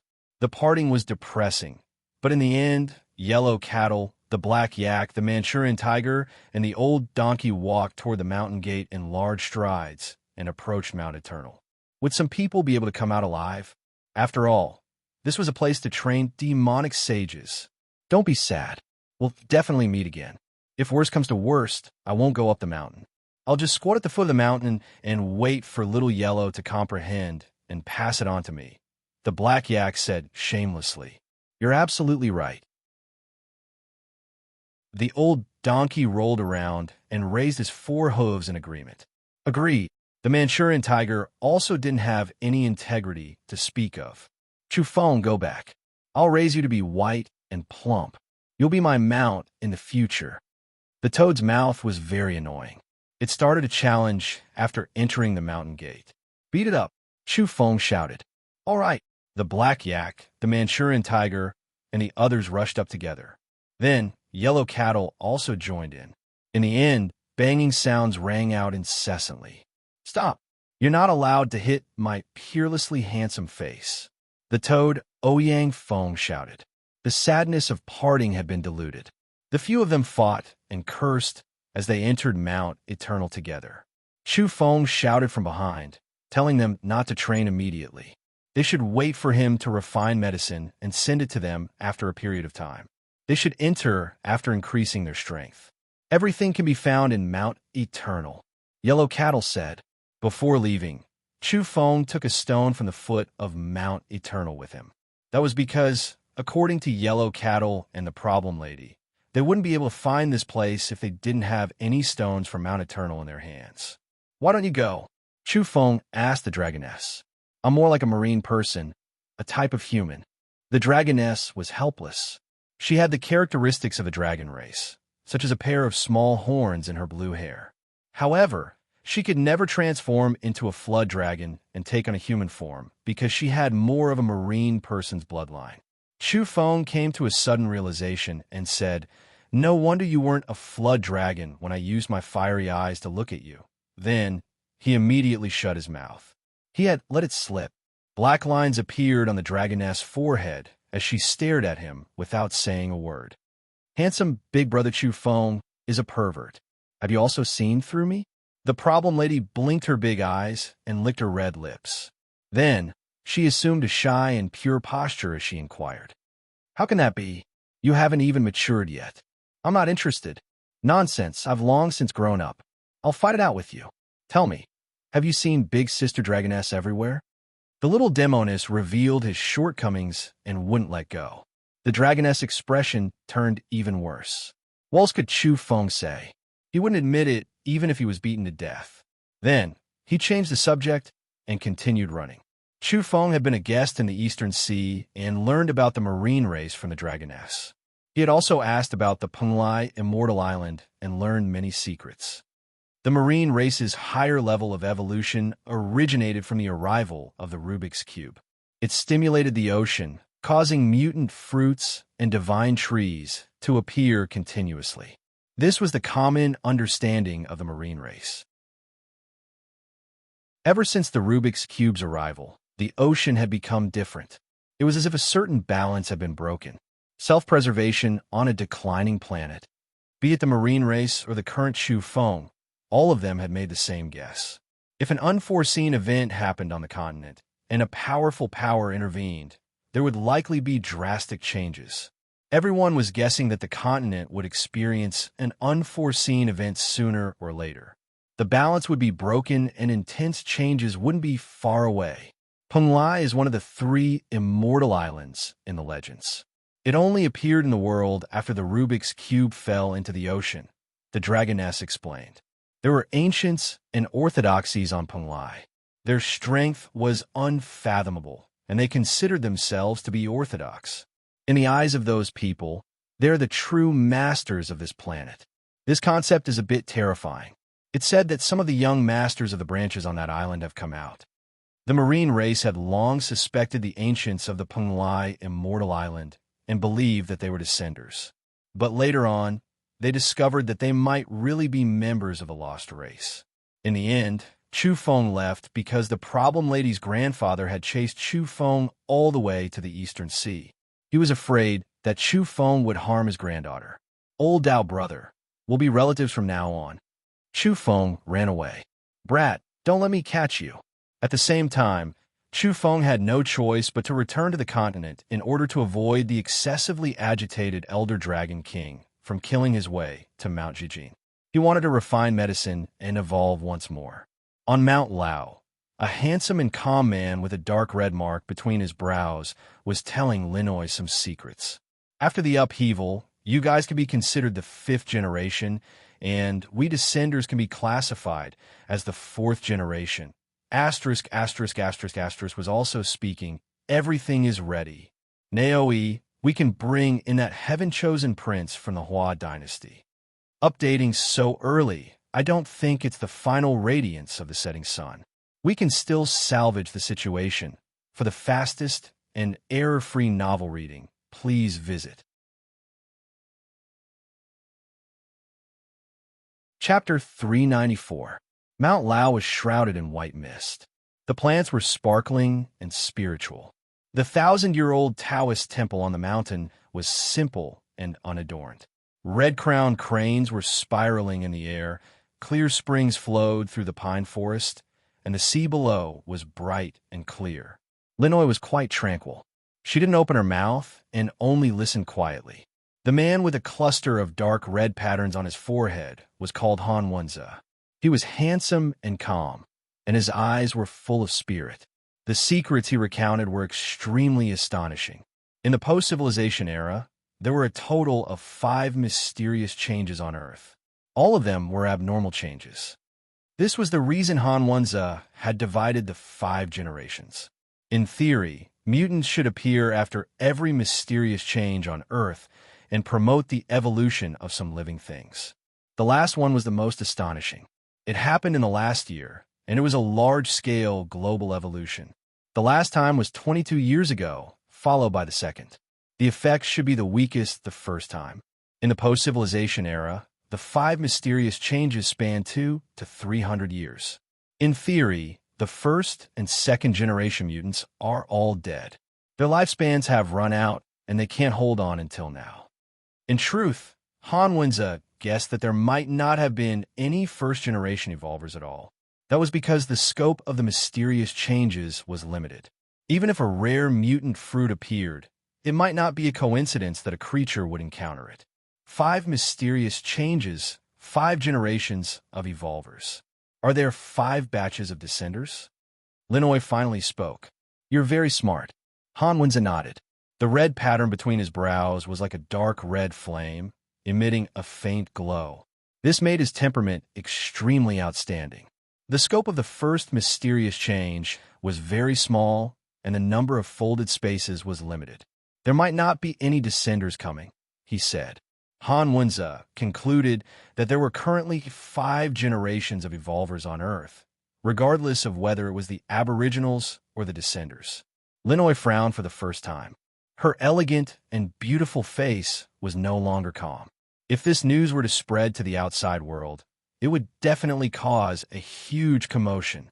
Han Wenza and the middle-aged woman beside him were considered the 4th generation.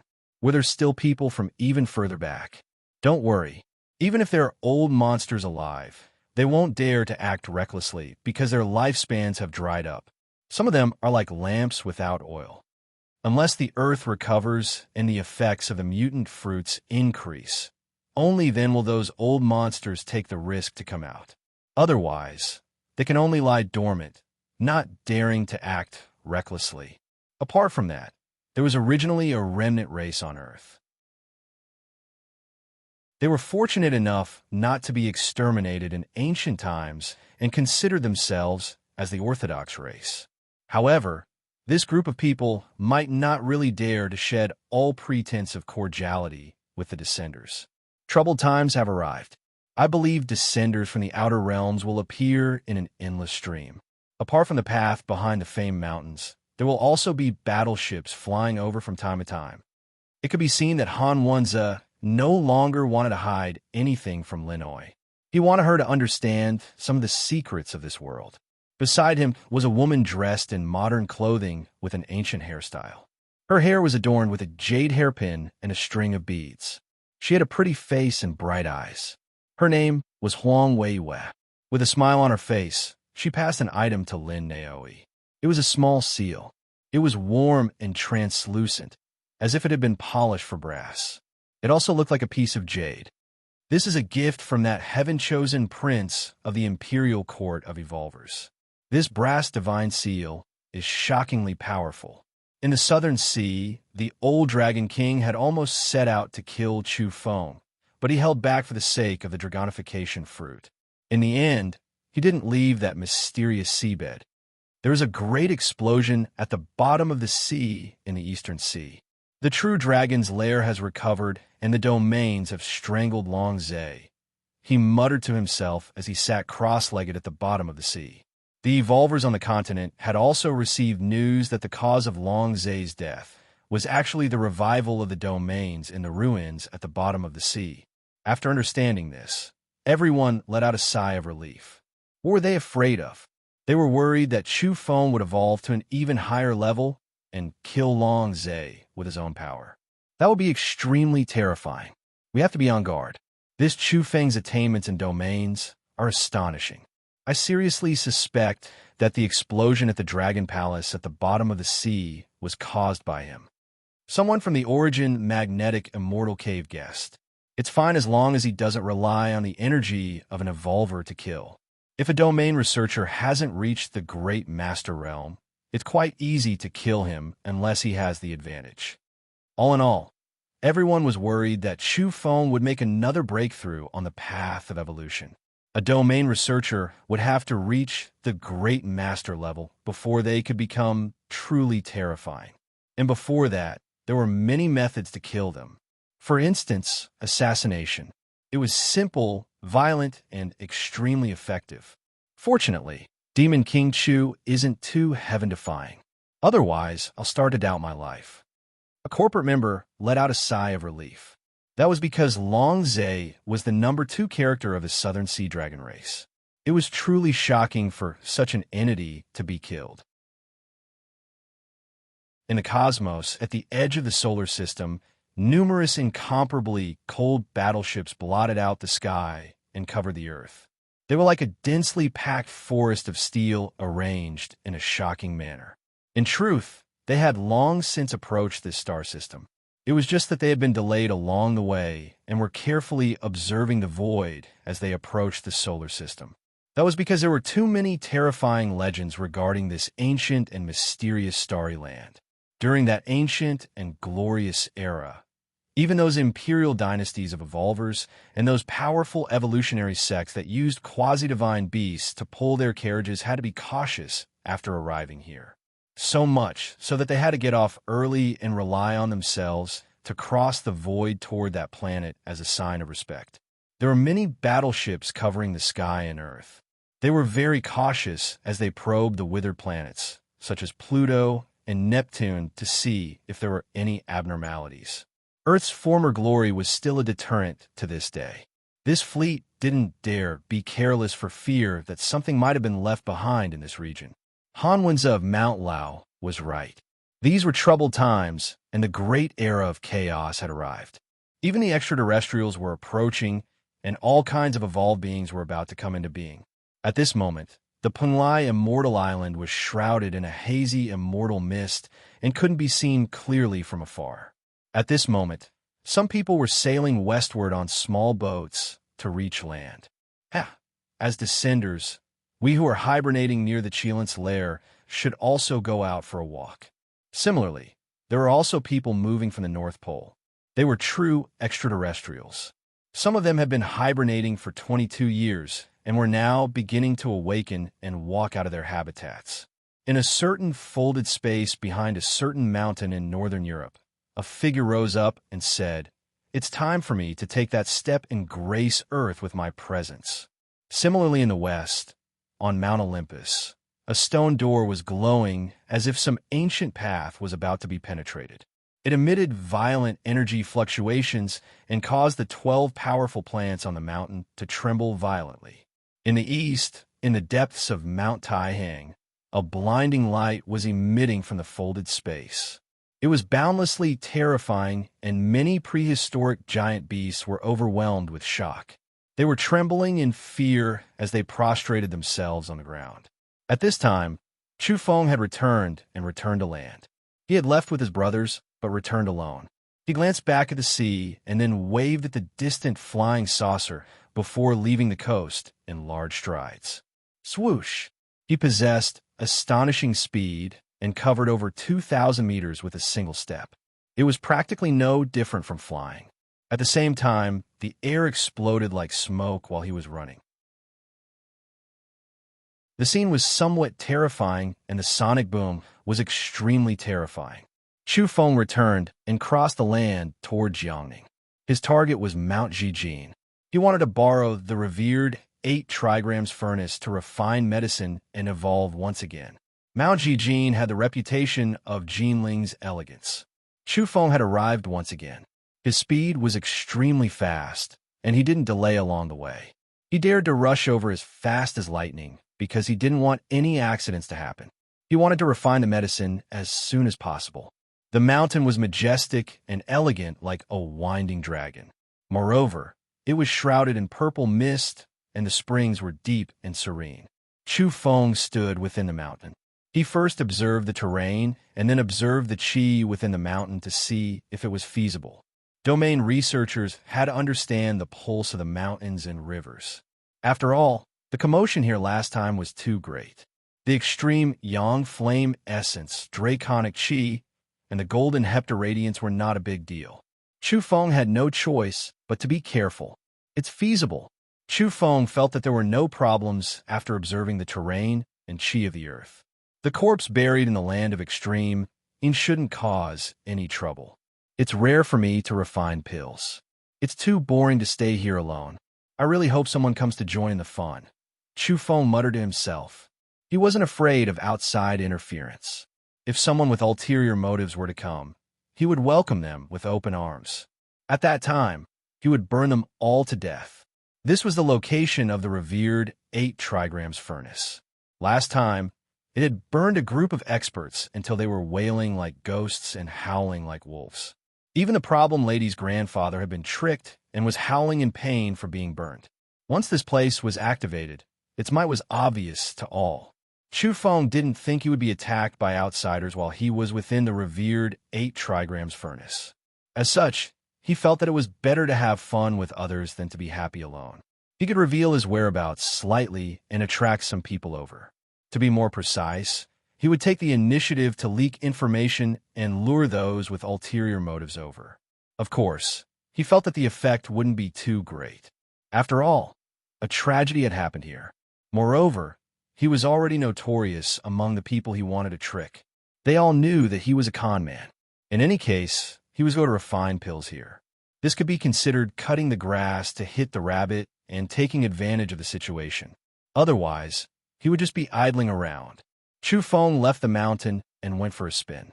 He accidentally revealed his tracks and was seen by some people.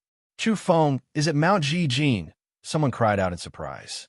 Some major powers received reports immediately that Chu Feng had arrived at Mount Jijin once again. This affected many people's nerves. Could it be that there's something good there? People were seriously doubtful. Chu Feng paid no attention to the reactions of all parties. He directly entered the revered 8 trigrams furnace cave and meditated for a whole night.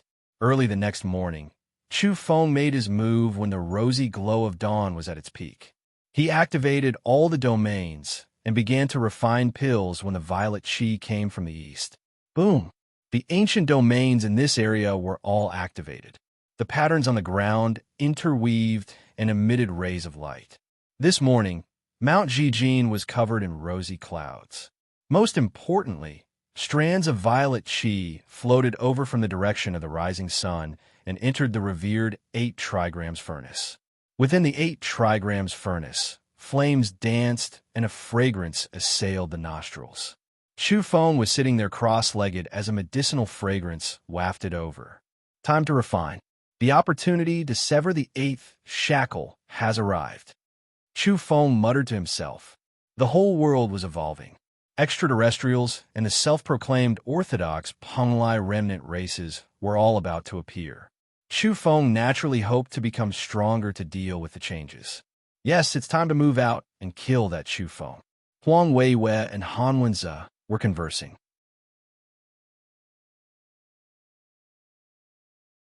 Chapter 395. In the starry skies, the battleships were like a forest of steel as they entered the solar system. One by one, they landed on Pluto, Neptune, and Uranus. Then they approached Mars. In the past, during that glorious era, there were garrisons on these planets. They had built giant cities and were responsible for guarding the stargates. During that era, large numbers of evolved beings would come on a pilgrimage. They would dismount from their mounts or walk out of their war chariots. At that time, the constellation vines were connected to these planets. News could be transmitted in an instant, and the entire solar system was filled with boundless vitality. Now, battleships covered the sky and Earth. Large numbers of small airships were sent into these planets to search for traces left behind by that glorious era. However, the detectors Earth had placed in outer space were all ineffective. They simply couldn't capture these battleships and airships. Han Wen's prediction had come true. The era of chaos and beauty had arrived.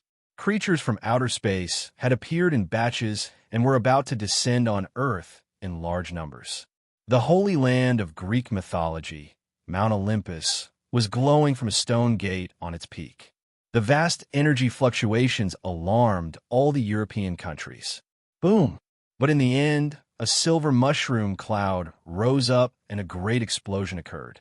The chaotic energy waves ran amok and flattened some of the mountain peaks. A creature stretched out a hand from the stone gate. It was flowing with silver blood and emitting a terrifying aura that shook the peaks. Crack! In the end, the stone gate was blasted open. A howl of despair was heard as the hand spasmed. The body connected to the stone gate was torn into pieces and extinguished in the flames. Back then, Chu Feng, the black yak, and the Manchurian tiger had ascended this divine mountain. Back then, Yellow Cattle had said that some orthodoxies wanted to take a shortcut and enter Earth. Doing so was playing with fire. Now, it seemed the prophecy had come true. The creatures on this path had failed, and some had died miserably. The stronger the creature, the more difficult it was to cross over.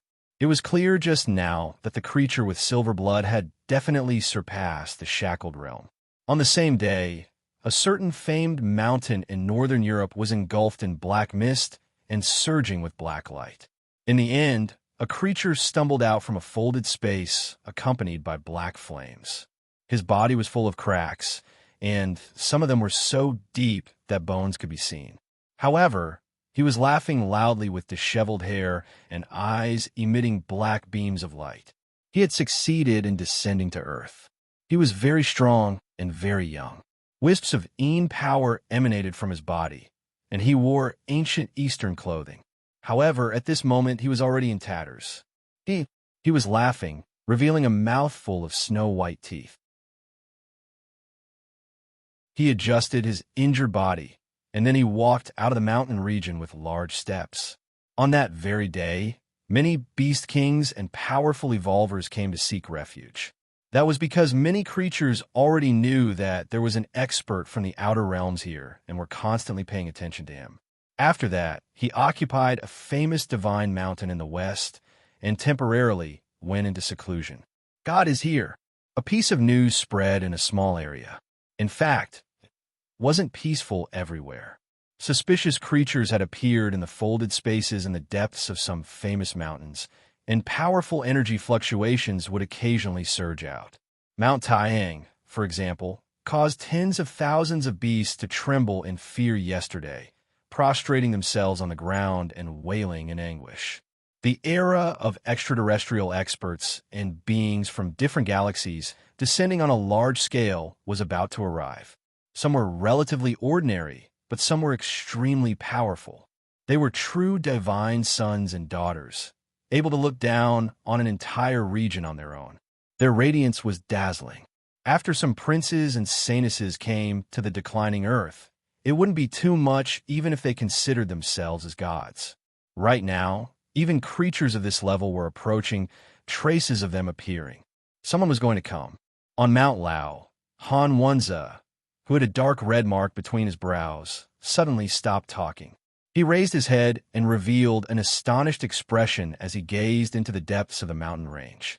Beside him, Huang Weiwei also turned around and gazed into the depths of Mount Lao.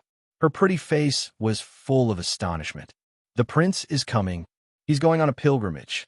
The next moment, both of them moved, bringing with them violent gales that sent sand and stones flying. Many thistles, thorns, and shrubs exploded and snapped as they ran. On Mount Lao, under an ancient silver pine, Linoi also sensed something and gazed into the depths of the mountain range. At the same time, many people from the Celestial Biology Institute moved and entered the depths of the mountain. Mount Lao was overflowing with the morning glow of the morning sun. The mountain forest was warm and suffused with a faint golden hue. The mist was dyed multicolored, and everything was peaceful. At this time, an astonishing energy aura spread out from the folded space and engulfed everything. Han Wenza and Huang Weiwei rushed over and stared at the mountainous region before them. There was a towering mountain towering into the clouds. This was a giant mountain that had appeared after the upheavals. It was thousands of meters tall and had never been seen before. This was the so-called folded space. There was a mysterious path connecting it to the distance. Specks of divine light and auspicious energy suffused the mountainous region like an immortal land. There were dozens of powerful entities that like a group of heavenly soldiers and generals. Most of these entities were in human form. A small number were ferocious birds and beasts as mounts. There were men and women here, old and young. All of them were full of vigor and extraordinary bearing. Who would have thought there would be so many outer realm entities in the depths of Mount Lao? It would surely cause great waves if news of this were spread. This was the confidence of the imperial court of evolvers. Back then, there were many more people on their journey. Many died along the way, but in the end, dozens of people still managed to approach. Naturally, they stopped immediately after arriving here and didn't dare advance rashly. The final life and death checkpoint lay before them. This formless heavenly moat made all experts apprehensive. There were vicious beasts and scaled war horses flowing with radiance. The people sitting on them were all clad in shining armor and possessed astonishing auras. They were armed with heavenly dagger axes and halberds. All of them were extremely powerful experts. Behind them, there was an old man with a medicine basket on his back and a middle-aged man with a fist-sized furnace in his hand. This group of evolved beings had been carefully selected. Some of them knew how to refine medicine, some knew how to refine weapons, and some studied domains. If they were to descend successfully, they wouldn't be lacking in talents and would immediately become a powerful evolutionary sect. After occupying a famed mountain, they would be able to expand rapidly. This was the disparity. How could the previous descenders have such a lineup? The heaven-chosen prince of the imperial court of evolvers had brought a group of people with him. There was a golden chariot flowing with hazy radiance and pulled by a number of nameless beasts. It was emitting a dense blood energy that intimidated one's soul. This chariot was quite ancient and engraved with the marks of the passage of time. Moreover, it would surge with waves of divine light from time to time and transform into white tigers and vermilion birds. The scene was astonishing. There was a young man on the chariot. He wore a purple gold crown on his head, and his jet black hair hung down his chest and back. His eyes were as deep and unfathomable as the sea. He was silent and stifling. Doubtlessly, he was very powerful, and his evolutionary level was extremely high. He was clad in metallic armor and stood unmoving on the chariot. His face was handsome and, despite his young age, possessed a certain dignity. Divine light surged from the golden chariot and transformed into vermilion birds and cheelants. They circled around the chariot and even let out bursts of cries. This kind of scene was terrifying. It almost made people think that a certain god had reincarnated into the mortal world and was standing on the chariot. On the golden chariot, there was a beautiful lady driving the chariot. There was also a fairy-like beauty dressed in pure white holding a sword for him. There was also someone holding a mysterious glowing scroll in his hand. Han Wenze and Huang Weiwei felt their hearts palpitate after seeing this. They couldn't help but lower their heads under that kind of majesty. Then they directly kowtowed and paid their respects. "Greetings, Prince. Rise." The young man on the chariot spoke. He didn't try to rope them in, nor did he reveal any heavenly arts. His voice was very normal and calm. In the distance, the upper echelons of celestial biology saw this scene and felt their hearts sink. Their backing members, Han Wenze and Huang Weiwei, were actually kowtowing to that person. This caused them to fall silent. As people of the modern era, they found it difficult to accept this kind of kowtow. It was too harsh, but they could see that the group of evolved beings possessed astonishing strength. The impact on them was too great. These are troubled times. The peaceful years on Earth have come to an end. No one knows what will happen next. The corporations relied on descenders, but these outer realm entities were also divided into different grades. The people of celestial biology knew that the true big shots had arrived. Within the folded space, the heaven-chosen prince of the dynasty of evolved beings was standing on the golden chariot and talking to Han Wenze and Huang Weiwei. His voice wasn't loud, and others couldn't hear him. Following which, many people began to move about as though they were holding a certain ceremony. The domain researchers were arranging things, and then an altar was formed. The prince was fairly calm. He glanced at the white-robed beauty beside him and nodded slightly. This was his maid and could be considered his trusted aide. Her appearance was pleasant and refined, almost like a god's emissary. Her whole body was suffused with a pure and holy aura. The white-robed lady smiled faintly and bid him farewell.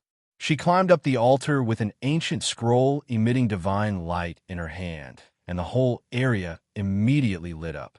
Boom! Within a split second, the entire mountainous region erupted in flames. The white-robed lady was crossing over and was wrapped up by the runes of the altar. She was about to be transported to the forest outside. During this process, some of the secret weapons on her body exploded and turned into powder, following which the altar behind her also exploded and turned into beams of energy. She staggered about in the flames as though she was about to be ignited and turned into ashes. But in the end, the mysterious scroll in her hands saved her. It was as though it had died in her place. Page after page was burned and turned into golden energy, which enveloped her. Finally, she set foot on this mountainous region. Greetings, fairy. Han Wenze and Huang Weiwei immediately stepped forward to greet the white-robed lady. You two don't need to be so formal. My name is Mu Qing. The white-robed lady smiled sweetly and amiably. She then turned around and bid farewell to the people from the dynasty of evolved beings. In the distance, the people from celestial biology were alarmed. They knew that the situation on Mount Lao had changed. Someone from the dynasty of evolved beings had actually crossed over. To them, this was like the appearance of a divine messenger. Mu Qing was a close and trusted maid of the dynasty of evolved beings.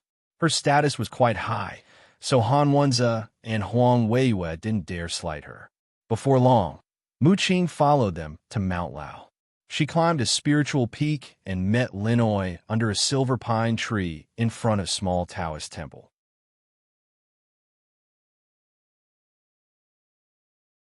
Chapter 396. After saying goodbye to Linoi, Mu Qing's expression was calm as she left the small Taoist temple that had been baptized by 1,000 years of wind and rain. Han Wenze and Huang Weiwei accompanied her to another spiritual peak. There were 3 thatched cottages, a stone table, and a few wooden blocks. This place was very secluded, and the bamboo forest was green and lush, carrying a fresh and clean aura. Mu Qing's clothes were as white as snow and untainted by dust. Although she was a maid of the prince, she was destined to enjoy a high status on Mount Lao after crossing over. Han Wenze and Huang Weiwei were quite cautious and treated her as a noble lady. They didn't dare to be a maid and report to her. Mu Qing wasn't arrogant because of her status as the prince's confidant. She smiled warmly at the two and nodded after understanding the general situation. When Huang Weiwei mentioned Linoi, Mu Qing politely reminded and corrected her, saying that she should be addressed as princess. Yes, I was careless. Please forgive me, Fairy Mu Qing. We've always wanted to bring the prince here as soon as possible. Huang Weiwei expressed her apology.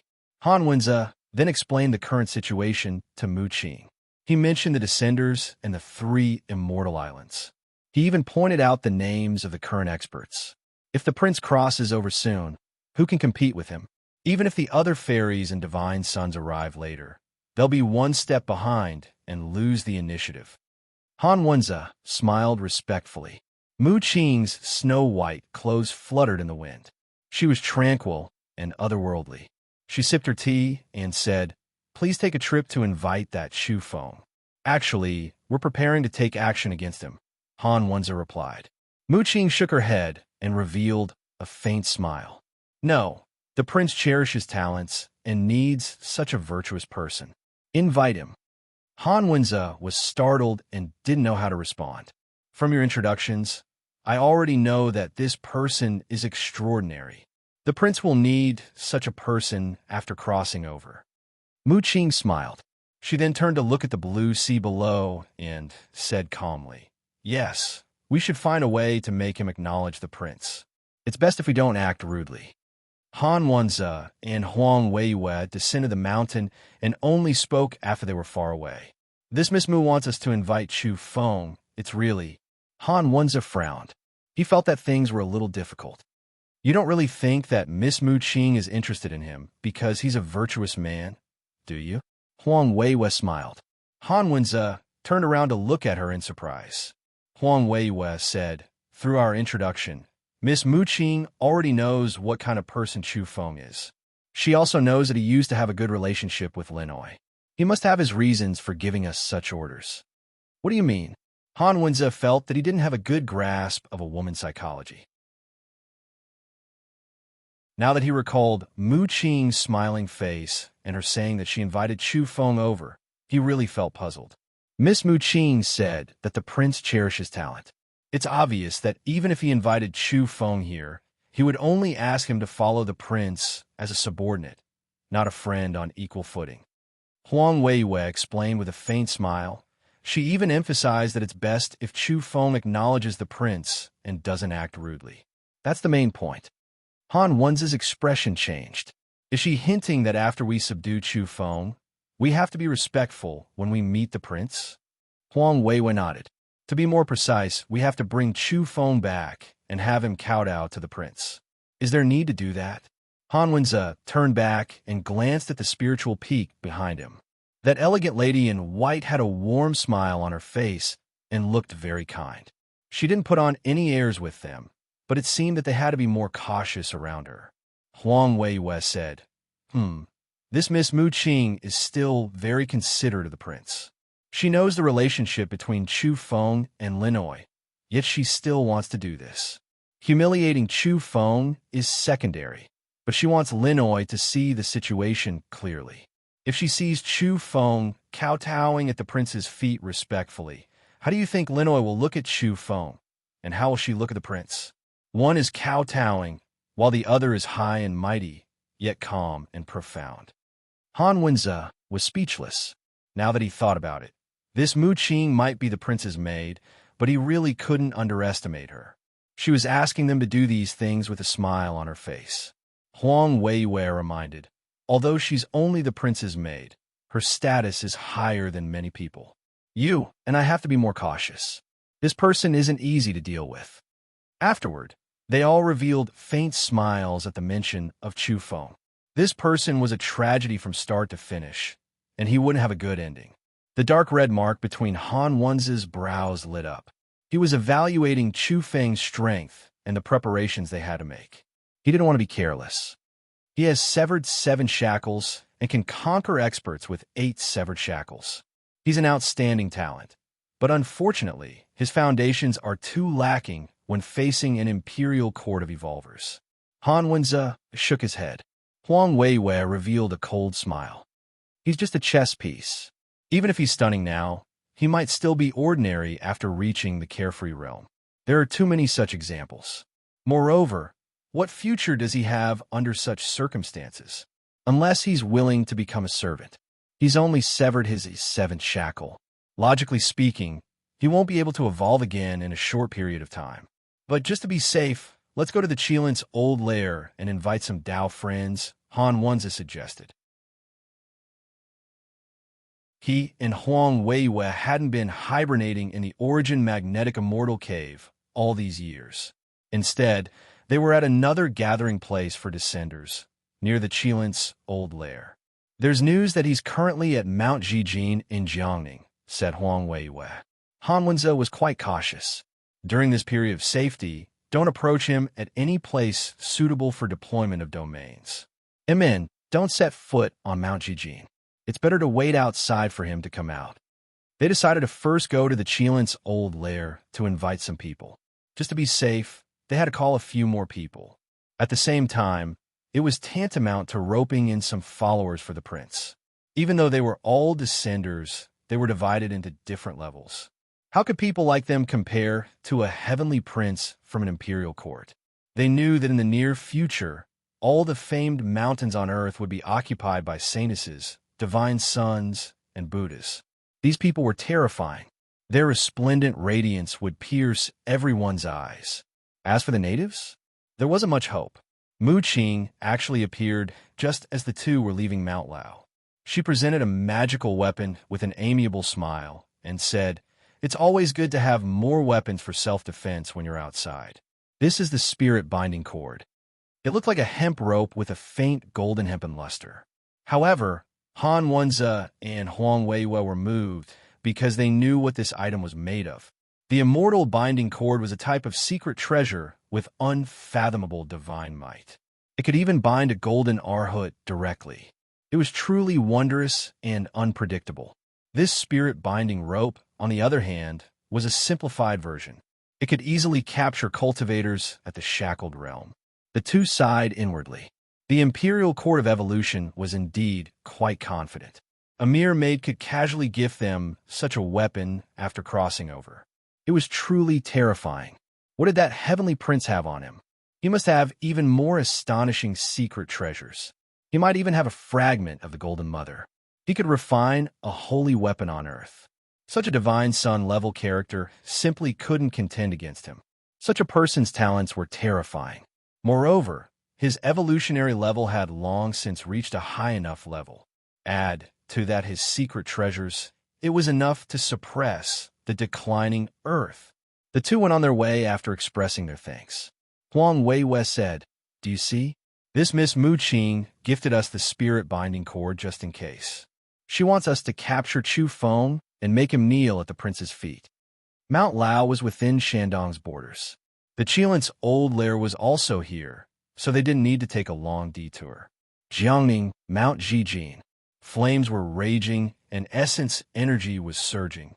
All sorts of energy flames were pulsating in the area, forming a wondrous scene as the central region was set ablaze. But others didn't know that the central region was the revered 8 trigrams furnace. This was a legendary terrain that could nurture fortunes, refine great medicines, nurture weapons, and even temper one's self. After Chu Feng's appraisal, he found that this was a man-made 8 trigrams furnace and not a natural one. In truth, if it were a natural one, Chu Feng wouldn't be able to enjoy such fortunes. With his current evolutionary level, this kind of terrain was still a terrifying zone for him. That was because a truly natural 8 trigrams furnace would have naturally branded patterns of the Great Tao that would form a natural domain. He would be refined to death if he were to enter. This small 8 trigrams furnace laid down by the ancients was just right for him and could still endure. At this time, several weapons were glowing beside him and being nurtured once again. At the same time, various mutant fruits were piled together and melted into a medicinal liquid. The thunderstruck wood was also releasing a strand of natural vitality. Of course, he only used a small section of the wood and put away the rest. This item was too precious and couldn't be wasted. Even though there were many in the dragon lair, it was truly difficult to find them in the outside world. Additionally, a drop of toad's blood, as well as a few drops of rock and tiger blood, were all added into the medicinal liquid. This was the miraculous aspect of the revered 8 trigrams furnace. One didn't need to know how to refine weapons or medicines. The entire cave was a natural treasure furnace that could nurture fortunes. It could directly produce pills. Rumor had it that a natural 8 trigrams furnace could directly nurture peerless divine pills and saint pills. It was a world-shaking feat. One day and one night passed. Chu Feng was grimacing in pain and suffering. After all, some flames had seeped into the furnace, and he felt like he was about to be roasted. Finally, at noon the next day, he was satisfied. There were 8 silver spheres around him, emitting a rich medicinal fragrance that refreshed the mind. The pills had been formed. This made him feel amazed. This kind of terrain was indeed suitable for nurturing pills. He didn't even need to expend much effort to succeed in the end. At the same time, his weapons also became more intelligent. Chu Feng didn't hesitate. Under such circumstances, nothing was more important than strength. A finger-sized silver pill slid down his throat and immediately transformed into an astonishing stream of heat that rushed into his body, following which a wave of energy broke through a dam. Boom! As expected, the mutant fruits produced excellent effects after being refined into a pill. The medicinal efficacy was raised by a large margin. That day, Chu Feng severed his 8th shackle with relative ease. His strength rose sharply and was much more powerful than before. Blood energy surged around him, and he once again obtained a special ability. His entire body was sparkling and translucent like an indestructible golden body. This time, he had severed the shackle on his back. Presently, there seemed to be a golden spear lying dormant there, ready to fly out at any moment and pierce through all obstructions.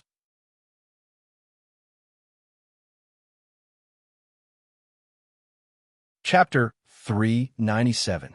This feeling of severing one's shackles and releasing one's potential was intoxicating.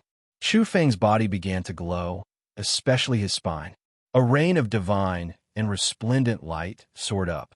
He could see that his entire spine was golden in color and condensed into a dragon snake. It looked more like a spear and could fly out as long as Chu Feng willed it. However, he didn't dare experiment here because this was the revered 8 trigrams furnace. His constitution had improved, and his pores were gushing with golden radiance. He could exchange energy with the outside world. The evolution of his biological level was difficult to resist. Chu Feng felt as though he had ascended to immortality. So comfortable, he couldn't help but moan. He stood up and stretched his limbs. His whole body was erupting with golden radiance, and his every movement was filled with astonishing power. Next, I'm going to Mount Huang to pick herbs. There's a strange tree there with astonishing fruits. Unfortunately, I couldn't get close last time. Chu Feng's eyes were like 2 golden lamps shooting out beams of incomparably fiery light. He had seen an alluring path of evolution. Last time, he had brought the corporations and the descendants of extraterrestrials to explore Mount Qinling, Mount Zhongnan, and finally Mount Huang. There, he had discovered an old tree with resplendent fruits. Unfortunately, he couldn't break the domains in that area and couldn't pick the mutant fruits. It was quite regretful. This time, it was likely that no one would dare to go with him. Last time, the corporations and the North Pole people were simply too miserable. With him leading the way, death followed no matter where they went. In the end, those people all agreed that he was a swindler and a god of misfortune. Oh, I'll be able to evolve again after going to Mount Huang. This feeling is too wonderful. It's as if I'm about to become an immortal. Chu Feng was still reluctant to part with that feeling. Golden radiance erupted from his body. After severing his 8th shackle, his constitution was still gradually growing stronger. His whole body was filled with a golden mist and specks of light. He glanced down and saw that there were still 7 silver pills flickering like little stars. He knew they wouldn't be of much use to him. Mutant fruits of the same level could only allow one to evolve once. It was the same for pills refined into specks of light. The pollen and mutant fruits could accelerate the transformation of the constitution. Most importantly, there was a strange substance within that could stimulate the body and increase the activity of the cells. As for the strength of the energy contained in the pollen and the mutant fruit, that was not the most important. The key was the catalytic effect. Even though he had predicted it, Chu Feng still didn't give up. He took another silver pill, but it didn't have any effect on him. The Yellow Mountain, the Origin Magnetic Immortal Cave at the North Pole, the Cheelant's Old Lair, the ocean, all of these places have extraordinary medicinal effects. I can search for them. Chu Feng had set his goal. He desired to become stronger. He wanted to improve his physique and mental strength. The situation on Earth was complicated and getting more and more dangerous. Especially since he had once fought against the aliens, his situation was not good. There was only one way to survive, and that was to rapidly evolve and become stronger. Gulialu Every time his physique skyrocketed, he would feel so hungry that his stomach would ache. This was because his body had used up too much energy. Chu Feng had already prepared for this. The food was simply too sumptuous. The meat of the southern sea dragon race was absolutely delicious, and he ranked it first on the gourmet rankings. This place was the interior of the 8 trigrams furnace, so it was perfect for roasting dragon meat. Additionally, there were extraterrestrial tiger kidneys and rock meat stored in the spatial bottle. The meat hadn't been preserved for a long time, so its energy had yet to dissipate. In a short while, the fragrance of meat wafted out from the revered furnace and permeated thousands of meters away. Damn, what's that smell? I'm almost drooling. Don't tell me this demon king came here to enjoy the delicacies he cooked? Damn it. Outside, some people couldn't help but swallow their saliva after smelling the fragrance. It was too tempting. This time, Chu Feng's appetite didn't suffer. He had made ample preparations and had all the top 3 ingredients on the gourmet rankings. He had stewed, steamed, and barbecued them. He really didn't suffer any losses. An hour later, Chu Feng was satisfied and staggered to his feet. At the same time, he put away the star-like pills into a jade jar. He had no use for them, but he could give them to the Wudong Grandmaster and the others when the time came.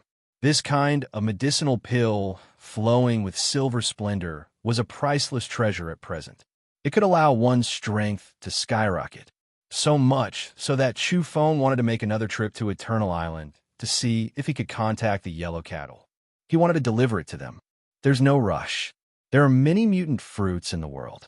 I'll go pick them and refine them in the revered 8 trigrams furnace. I guarantee there'll be enough. Chu Feng pondered for a moment. A mutant fruit that could allow one to sever 6 shackles, along with some dragon blood grass, toad blood, and rock blood, would allow one to sever 8 shackles. Let's go find fruits with stronger medicinal effects. Chu Feng tidied up the 8 trigrams furnace and got rid of all traces. Then he slowly walked out. He spread out his divine instincts and glanced at the surrounding shrubs. He was disappointed because no big fish had appeared. Be it the corporations or the extraterrestrials, they were all too cautious. There were people and mutant beasts in the vicinity, but they were all small shrimps in charge of surveillance. There were even some detectors. What a pity. Why isn't anyone here? He muttered to himself with a regretful expression. His expression was seen by others and also captured by the detectors. Everyone's expressions darkened at this moment, be it the corporations or the people from other powers. The group of people cursed. Damn your grandpa. This damned bastard really didn't have any good ideas. Chu Feng's fiery eyes scanned the area and confirmed that there were no super-evolved beings in the vicinity. He then shattered all the detectors and scared away the small shrimps. Following that, he approached the area of the essence flames of extreme yang with the diamond chakram in hand and attempted to absorb it. That was because the diamond chakram had become even more sparkling and translucent after this refinement. A number of natural patterns had formed within it, making it even more extraordinary. As for how extraordinary it was, he would have to test it in actual combat. However, the diamond chakram's original function was to absorb energy and become incomparably heavy, capable of breaking through all things. Chu Feng was prepared to collect some essence flames of extreme yang and, if possible, some essence flames of extreme yin. He wanted to see if he could store them for a long time. These 2 types of essence flames were special types of energy. It can really be absorbed. Not bad. Chu Feng was astonished. The diamond chakram was snow white and became increasingly translucent. Its aura became even more extraordinary after absorbing the essence flames.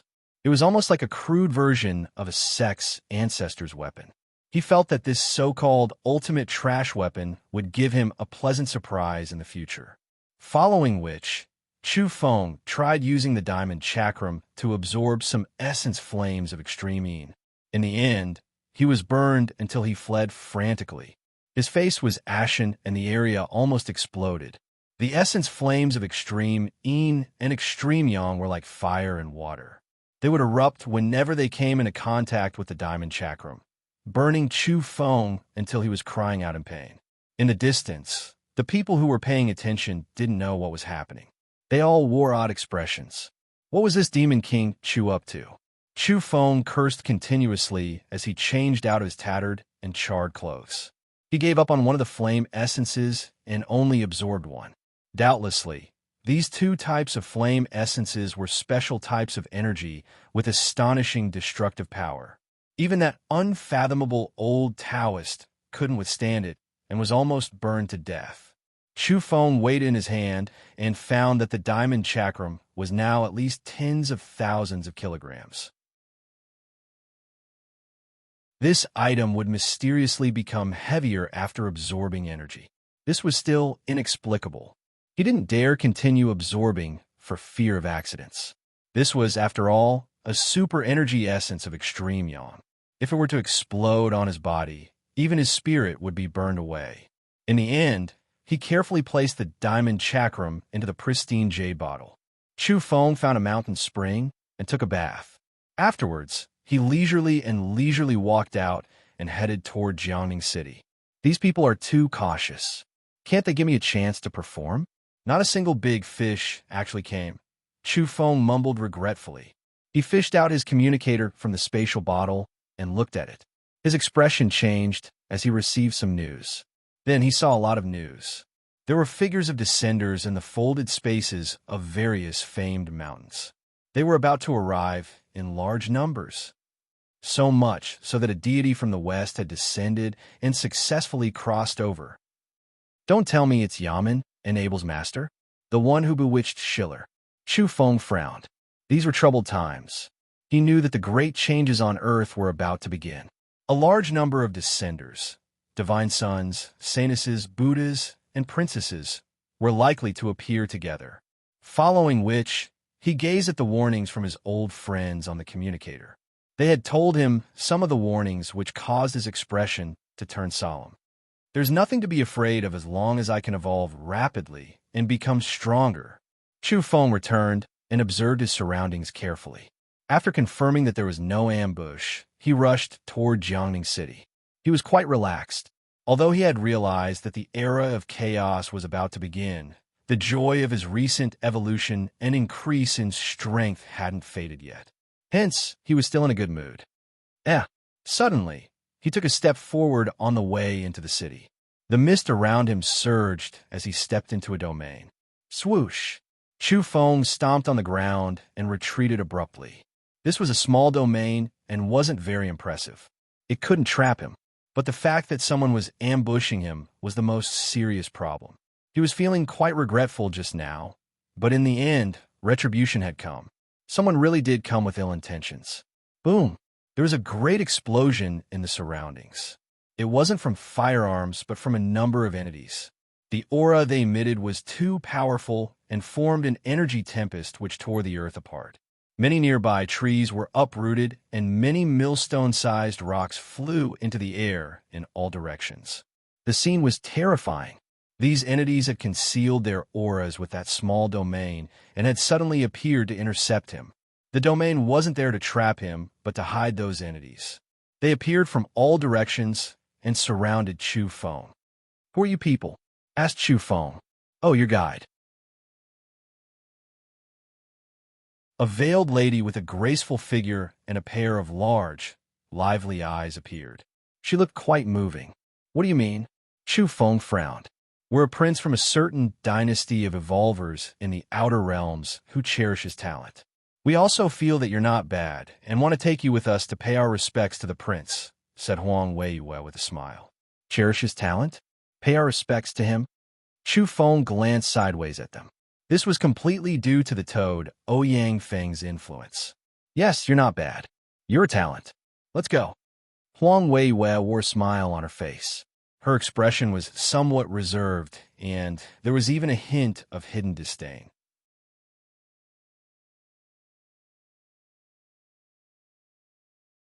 Chapter 398.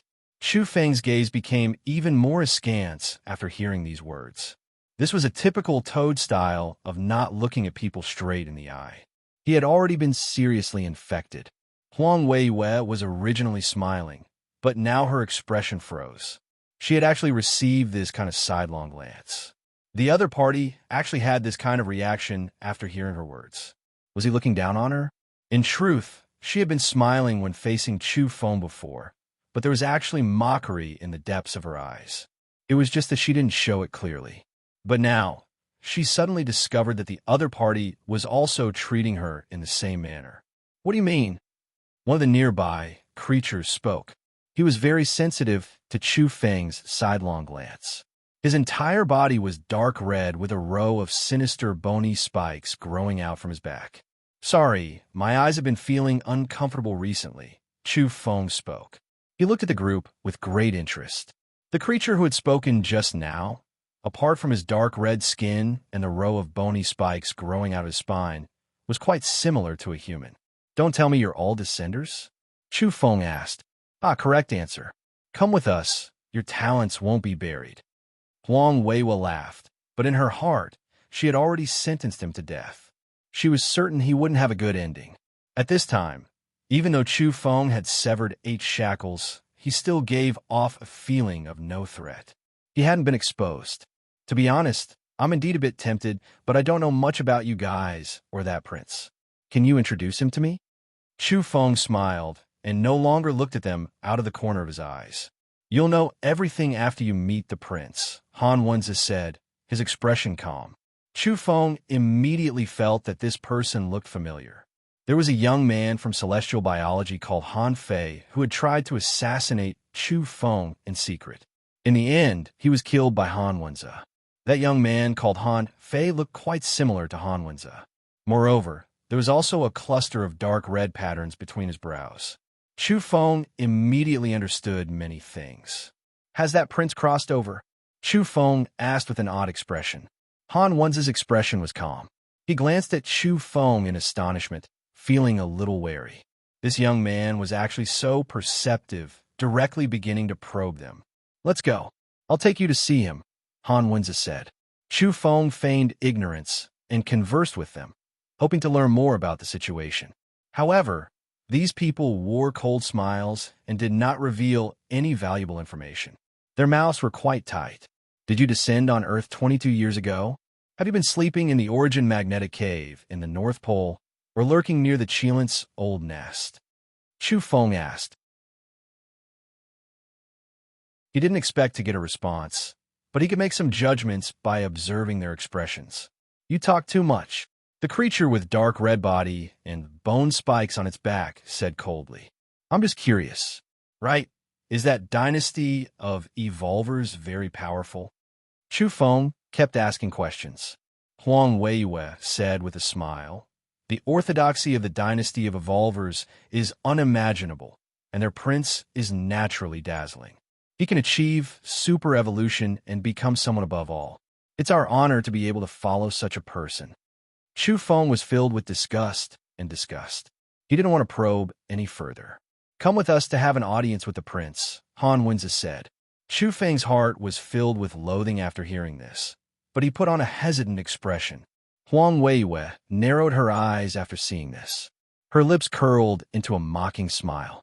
In any case, she was masked and didn't need to worry about the other party noticing. How troublesome. Just take him away, said the dark red creature with a row of bone spikes on its back. Fine, I'll go with you to take a look. Chu Feng walked forward. After a few steps, he erupted with his full power and suddenly launched a killing move. Chu Feng was so fast that no one could react. Sand and pebbles flew about amidst terrifying sonic booms. He used the demon ox fist and blasted toward the bone spikes on its back. The creature roared in anger and raised his hand to slap forward. At the same time, his back lit up and the bone spikes were about to fly out. He wanted to pierce through Chu Feng's body. However, Chu Feng's fist was simply too fast. He had launched a preemptive strike without holding back at all. How could he give the creature a chance? Boom! This fist was too tyrannical and revealed its true form. A black ox charged out from his fist imprint and strode forward with its head held high. It was as if it was walking through the starry skies amidst the resplendent starlight. The fist struck its target, breaking the creature's right arm and piercing through its chest. Its body was immediately torn to pieces and exploded into a large pool of blood. Too weak, Chu Feng said.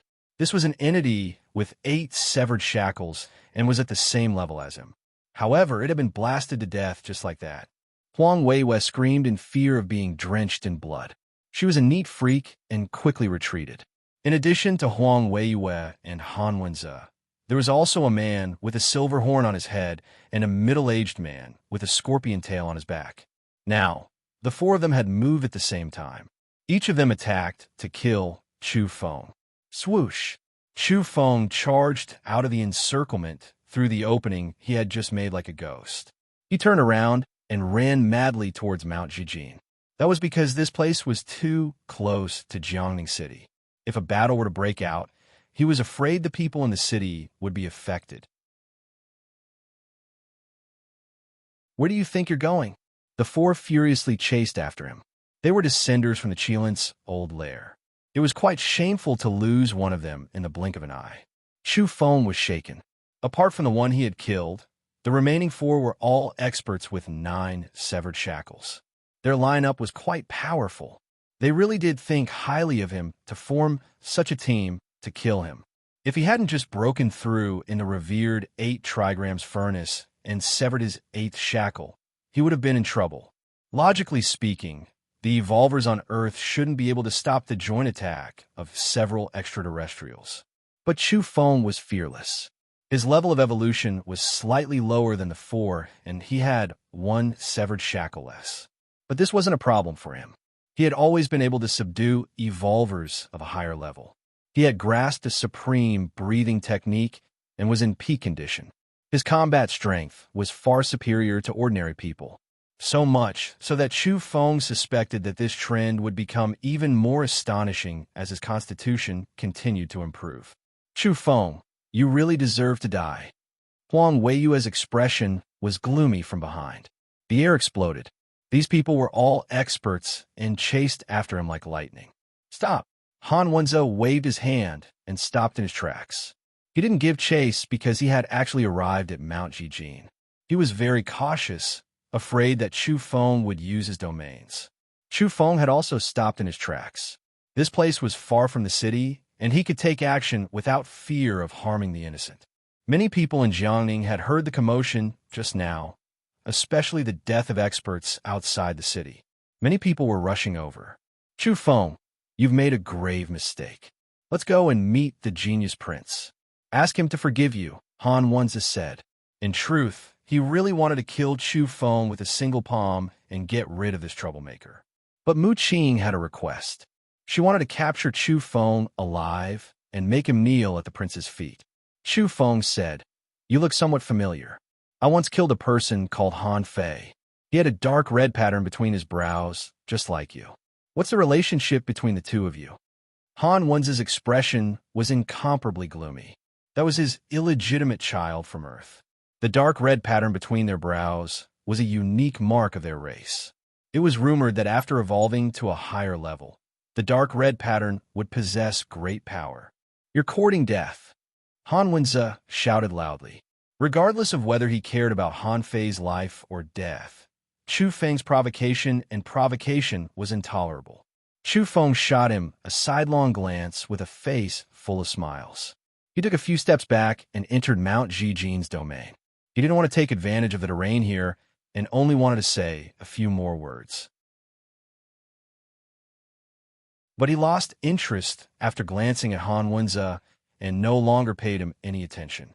Chu Feng glanced at Huang Weiwei and said, "You're a descender. Can you be considered saintess?" Huang Weiwei was astonished and her expression was odd. This brat was still in the mood to ask such a question at a time like this. "Relatively speaking, my sect can be considered one," she said. She said that sect was very small, and if compared to other orthodoxies, it really couldn't be considered much. "You really are?" Chu Feng was astonished. Then he took action. He took the initiative to kill his way out of Mount Jijin's domain. Han Wenze's eyes were cold, and Huang Weiwei also revealed killing intent. As for the other 2, there was no need to even mention them. They went all out to capture him alive. However, The four of them were greatly alarmed after exchanging blows. Chu Feng's strength was simply too terrifying. Their perlicues were bleeding and their bodies were shaken after the clash. Earlier, they were astonished when that expert with only 8 severed shackles died, but they weren't afraid because they could do the same. But now they were all frightened. What was this situation? He was actually so ferocious even when fighting 1 against 4. Thump! After an intense exchange, Chu Feng attacked with lightning speed and almost captured Huang Weiwei. With a ripping sound, he tore off a section of her sleeves and left a few bloody marks on her arm. Boom! Following which, he forced back the scorpion-tailed man and beat up the silver-horned man until he coughed up large mouthfuls of blood. Following which, Chu Feng soared into the air and pounced towards Huang Weiwei. He had made up his mind to capture her.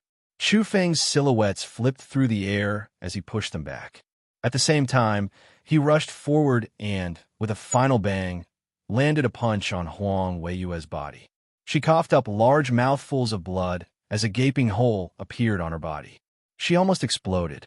Her veil was torn to shreds, and at the same time, she was grabbed by Chu Feng. Someone like you is also a saintess? Chu Feng feigned astonishment. Judging from his expression, Huang Weiwei's face was green with anger, even though she had been captured. Aren't saintesses usually 16 years old? I think you're definitely 28 or 38. Liar. His attitude almost made Huang Weiwei's lungs explode. She was a woman and a whore. She was indeed no longer young, but being ridiculed like this was intolerable. All of a sudden, Chu Feng's hair stood on end as he retreated with Huang Weiwei in tow. At the critical moment, Han Wenze finally used his trump card. Taking advantage of Chu Feng's distraction, he took out the spirit binding rope. He had been waiting for an opportunity. Ever since he had personally experienced how terrifying Chu Feng was, he knew that he could only rely on this secret weapon. At the critical moment, he could turn the situation around with a single strike. The spirit binding rope looked like a hemp rope with a faint golden luster. It wasn't very eye-catching, but now it was swimming rapidly after landing on the ground. It was like a dragon rising and falling as it charged toward Chu Feng. Most importantly, it was simply too fast. Chu Feng was alarmed. He had a feeling that if he was really entangled by this rope, he would most likely be in big trouble. This was his trump card. Bang! He directly threw this saintess in his hand towards the strange hemp rope. Huang Weiwei screamed miserably as her whole body was smashed to the ground. She crashed into the faint golden hemp rope and was seriously injured.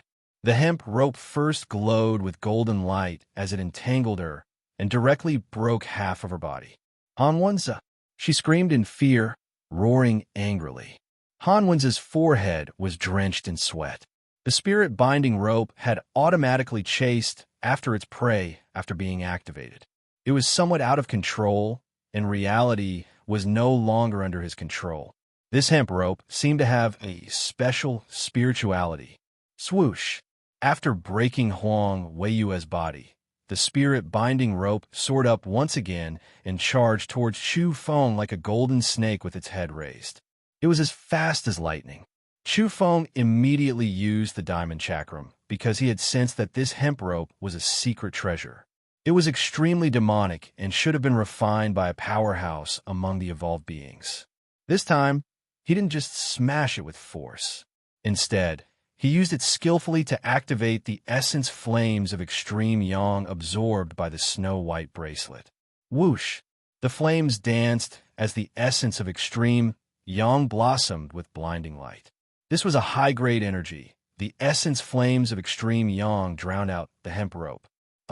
In an instant, the light golden rope was burned apart.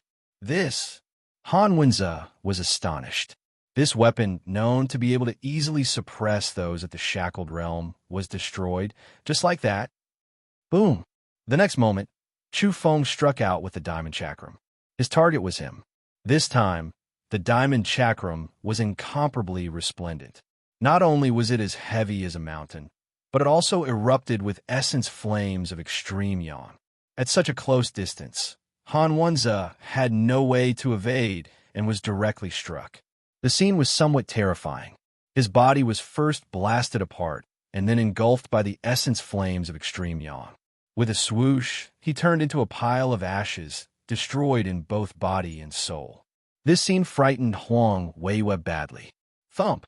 Chu Feng rushed over and stomped on the upper half of her body, which was dripping with blood. No! She cried out in terror. However, everything was too late. She was crushed into pieces by a single foot and died a violent death. Boom! The next moment, Chu Feng brandished his fist. Surging blood energy enveloped the remaining two experts like a raging ocean. There was no suspense at all. Within a short period of time, the middle-aged man with the scorpion tail was blasted apart and turned into a bloody mist.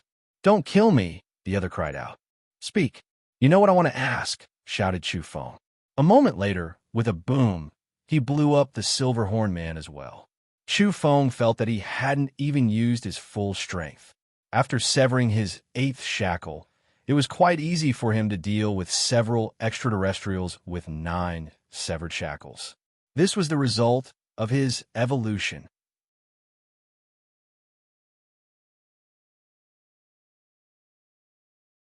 Chapter 399. Chapter 399. Hunting the Qilin in the west, Chu Feng's eyes were a faint golden color, burning with passion. He was preparing to go to the Qilin's old lair. Before setting out, he cleaned up the traces of battle at the scene. Everything is fake in this era. Even sanuses are like this. What 16 years of age, stunning beauty, and slender waist? Their real age is at least 50, Chu Feng complained.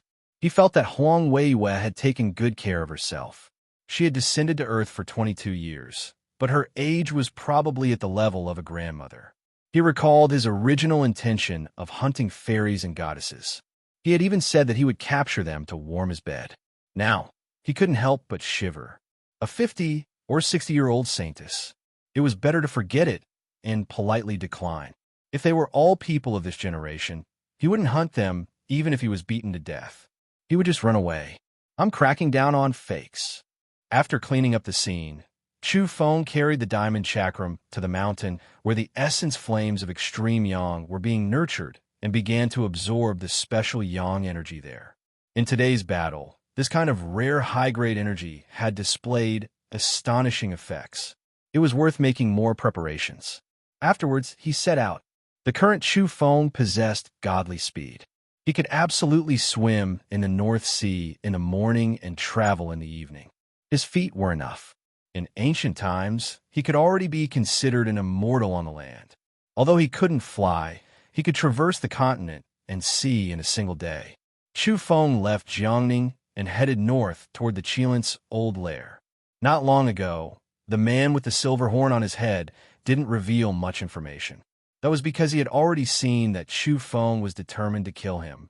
But at the last moment, he became unyielding. He had mentioned Mount Lao not because he wanted to leak information. His true goal was to send Chu Feng to his death because he was convinced that the Heavenly Prince would beat Chu Feng to death. As he saw it, this was an irreversible gap. People from the imperial court of evolvers possessed terrifying talents and could achieve the most terrifying super evolution. On the way, Chu Feng was as fast as lightning. He was heading north toward a certain place in Shandong. That was because he had determined that the Qilin's lair was there. At the last moment, when that creature mentioned the Qilin nest, it was secretive and didn't reveal everything. It was clear that it wanted to trick Chu Feng. A fake nest is most likely filled with traps and dangers, while a real nest is definitely a tiger's den. A while ago, Chu Feng was researching domains and had read various documents. Out of curiosity, he had researched the legendary dragon caves in the sea, Qilin nests on land, and phoenix nests on parasol trees in China. Thus, he had already made some deductions. Now, combined with some of the information leaked by that creature, he could now accurately determine where the Qilin's old nest was. In the historical records, it was recorded that in the spring of the 14th year of Duke Aigong of Lu, when he hunted in the west, Shusen's carriage key was found. He thought it was an ominous sign, and Zhong Enai called it Qilin. In this incident, there was a monarch, a Qilin, and a literature saint. It's obvious how terrifying the situation is, Chu Feng said to himself. Similar records could be found in the Zhuozhuan.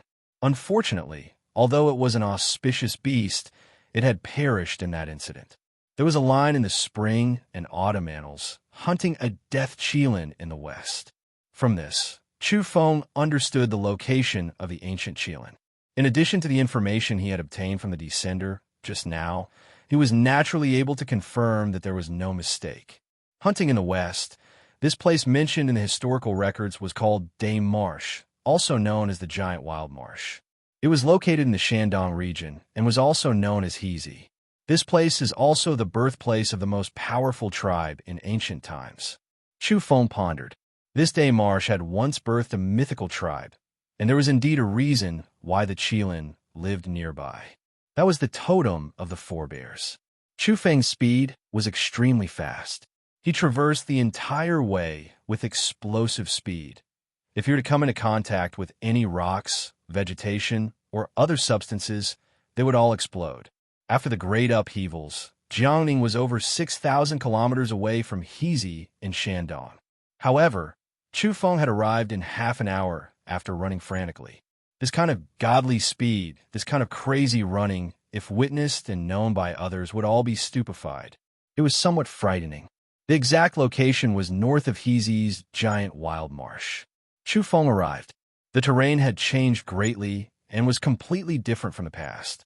He had come here before the upheavals, and now that he was here again, he revealed an astonished expression. This was a primitive landscape. Ancient trees towered into the sky, and a great marsh surged with water vapor. It stretched as far as the eye could see. It's really strange. The landscape of this place had changed too completely. Chu Feng treated it cautiously. He thought of the various legends of this place and didn't dare to be careless. There's a saying in the classic of mountains and seas that Yandi's daughter Jing Wei used stones to fill the sea. The sea mentioned is Dame Marsh. He stopped here. In front of him was a great lake covered in hazy clouds and mist. It was boundlessly large. On the shore, old vines twisted about and fierce beasts roared. Primitive birds flew across the sky, and a giant bird directly grabbed a long-nosed elephant and flew into the distance. It was extremely savage and terrifying. Chu Feng suspected that he had entered the wrong territory and had mistakenly entered a foreign land. The folded spaces in other places had a transitional stage, starting from the Great Mountains. This place was completely different. It directly displayed the ancient land and the boundless Great Marsh. Swoosh! Chu Feng was as light as a feather, but his movements were extremely fast. He moved along the lake, searching this ancient land where the most powerful tribes have been born. Fortunately, he was fast. Otherwise, ordinary people wouldn't be able to see the end of such a large place even after walking for several months. They could only circle around the Great Marsh. While Chu Feng was searching for the Qilin's old lair, the outside world couldn't remain calm. That was because blood had once flowed on Mount Zhijin, and Demon King Chu was suspected to have fought there. Just who had he tricked? Extra, extra. Chu Feng is suspected to have killed extraterrestrials again. When they heard these words, everyone was speechless. The word again. How could be so cruel? I knew he's a god of misfortune. We can't have anything to do with him. Death follows wherever he goes. Whoever comes into contact with him with bad intentions will suffer greatly. Some corporate members sighed. This was a lesson learned through blood and tears. Even though they didn't oppose each other last time and cooperated in a friendly manner, many people had died along the way as Chu Feng led them to Mount Qinling, Mount Zhongnan, and Mount Huang. On Mount Lao, someone reported to Mu Qing, "There seems to be a situation over at Jiangning. There's no rush." Mu Qing was drinking tea. She was calm and composed, unlike the style of a maid. Her countenance was beautiful, and her eyes were deep. She sat at the stone table in the bamboo forest, calm and tranquil. At this time, there was no longer the amiable smile on her face. She was somewhat apathetic as she finally put down the teacup and said, "Be it the natives or the descenders, They are all clay chickens and pottery dogs to the prince. Beside the Great Marsh, Chu Feng was searching and found some clues. That was because he was a domain researcher. He could observe the topography of the mountains and explore the qi of the earth. He could accurately grasp the areas with high energy density and spiritual nature. He corrected them along the way and advanced along the correct path. After crossing a swamp and passing through a stone forest filled with giant vines, he finally arrived at a plain. Chu Feng knew he had come to the right place. He was already close to the Qilint's old lair. The plain was overflowing with white mist. This was the immortal mist of ancient legends. It was actually a type of energy substance that was extremely beneficial to living beings. Staying in such an energy-rich environment all year round would naturally prolong one's lifespan. For evolvers, it would also greatly strengthen their physique. No wonder it's an old lair. The Qilin had long since abandoned this place. An earth-shattering battle had erupted here and destroyed this place, leaving behind only ruins. Chu Feng frowned. If that was the case, then this place definitely wasn't as heaven-defying as the true dragon's lair under the Eastern Sea. Otherwise, it would be another astonishing land of fortune. That's not right. It's not completely destroyed. There are ancient domains covering it. This place isn't simple. Chu Feng was quite cautious. He tensed up his body and sealed his pores, not letting a single wisp of his aura seep out. He entered the white mist and approached the pure land within the plain. There were ancient tribal ruins here. There were huge piles of ashes, collapsed city walls, and many beast bones. All of them were telling of the desolate times of the past. But there were quite a number of highly evolved beings in that era. Some of them were even close to gods. I was too careless. Chu Feng's heart trembled. He hadn't even approached the Qilint's old lair and was just passing through the ruins when someone discovered that it was a stone man. It was originally silent and motionless. There wasn't even any spiritual energy seeping out of it. It was just like a dead object. Even someone as powerful as Chu Feng's divine instincts couldn't sense that this was a living entity.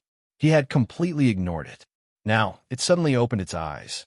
Its stone eyelids moved and immediately revealed two incomparably resplendent silver beams of light. A terrifying energy aura erupted in an instant. You dare trespass on the Qilint's holy land? You're courting death. This was an extremely tyrannical entity. It was also a descender, because it could remain motionless all year round and was able to blend in well with nature. It was in charge of guarding the passage outside the Qilint's old lair. Although it stayed in the outer regions all year round, its status couldn't be considered low. In fact, it was even higher than many extraterrestrials. Normally, whenever there was fortune, it would definitely share in it. This was a powerful expert. Chu Feng's heart trembled. This stone man was covered in dust, and its body was made of old stone. At this time, it directly leapt up and pounced towards him. It even opened its mouth to whistle to warn him. Chu Feng reacted quickly. He leapt up and threw himself over as if he were throwing his life away. He met this powerful stone man head-on. Swoosh! The next moment, the two of them disappeared.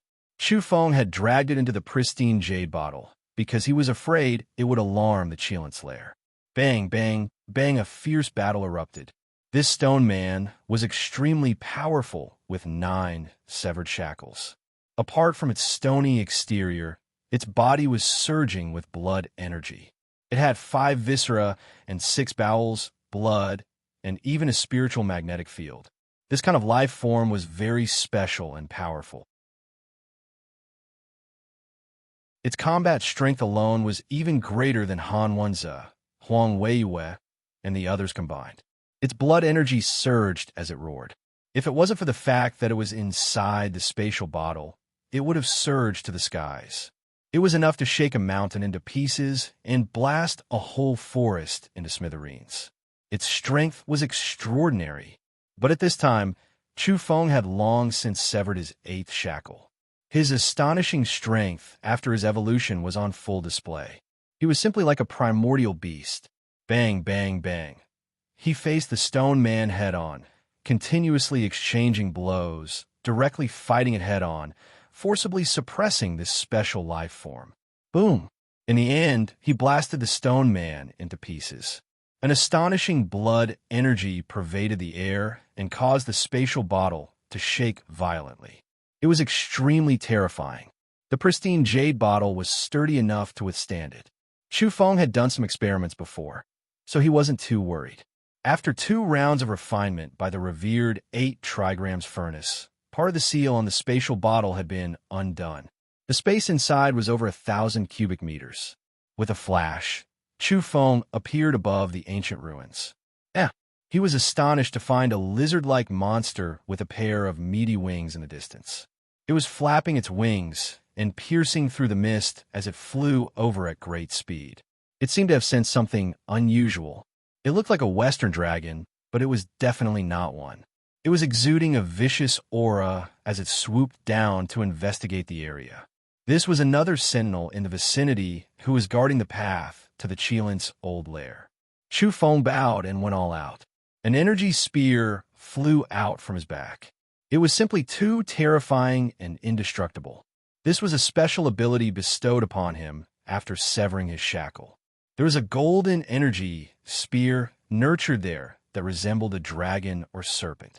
In order to end the battle quickly, this was the first time Chu Feng had used this trump card in combat. He had tested it along the way and found that its power was astonishing. It was simply too fast. The dragon or serpent soared into the air, and the peerless divine spear flew out abruptly. It directly pierced through the creature's lower jaw and then through its skull. Blood sprayed out in all directions as the sinister and ferocious-looking extraterrestrial fell to the ground. With a swoosh, Chu Feng rushed over and caught it with the pristine jade bottle before putting it away. A one-hit kill. The ambush was a success. Chu Feng was very satisfied with the results of this evolution. His strength had increased explosively after severing his 8th shackle, and killing extraterrestrials wasn't too strenuous. Hence, he desired to evolve once again. After passing through this area, he saw the ruins of the Qilint's lair in the depths of the plains.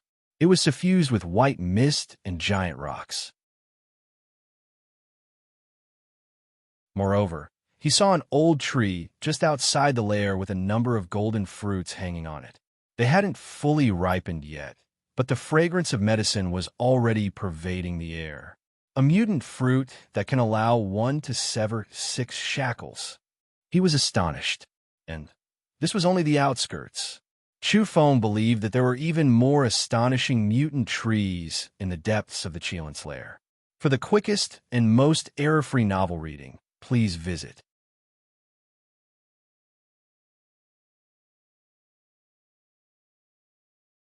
Chapter 400. Chapter 400. Chapter 400. The Qilint's former lair. Giant rocks lay in disarray in front of him. This place was like a stone formation suffused with white mist. It would be easy to get lost if one were to charge in rashly. This was the Qilint's former lair, the former residence of the auspicious beast. Chu Feng wandered around the place. It was quite large and occupied a vast area. There were giant rocks and small rocks piled up together in clusters.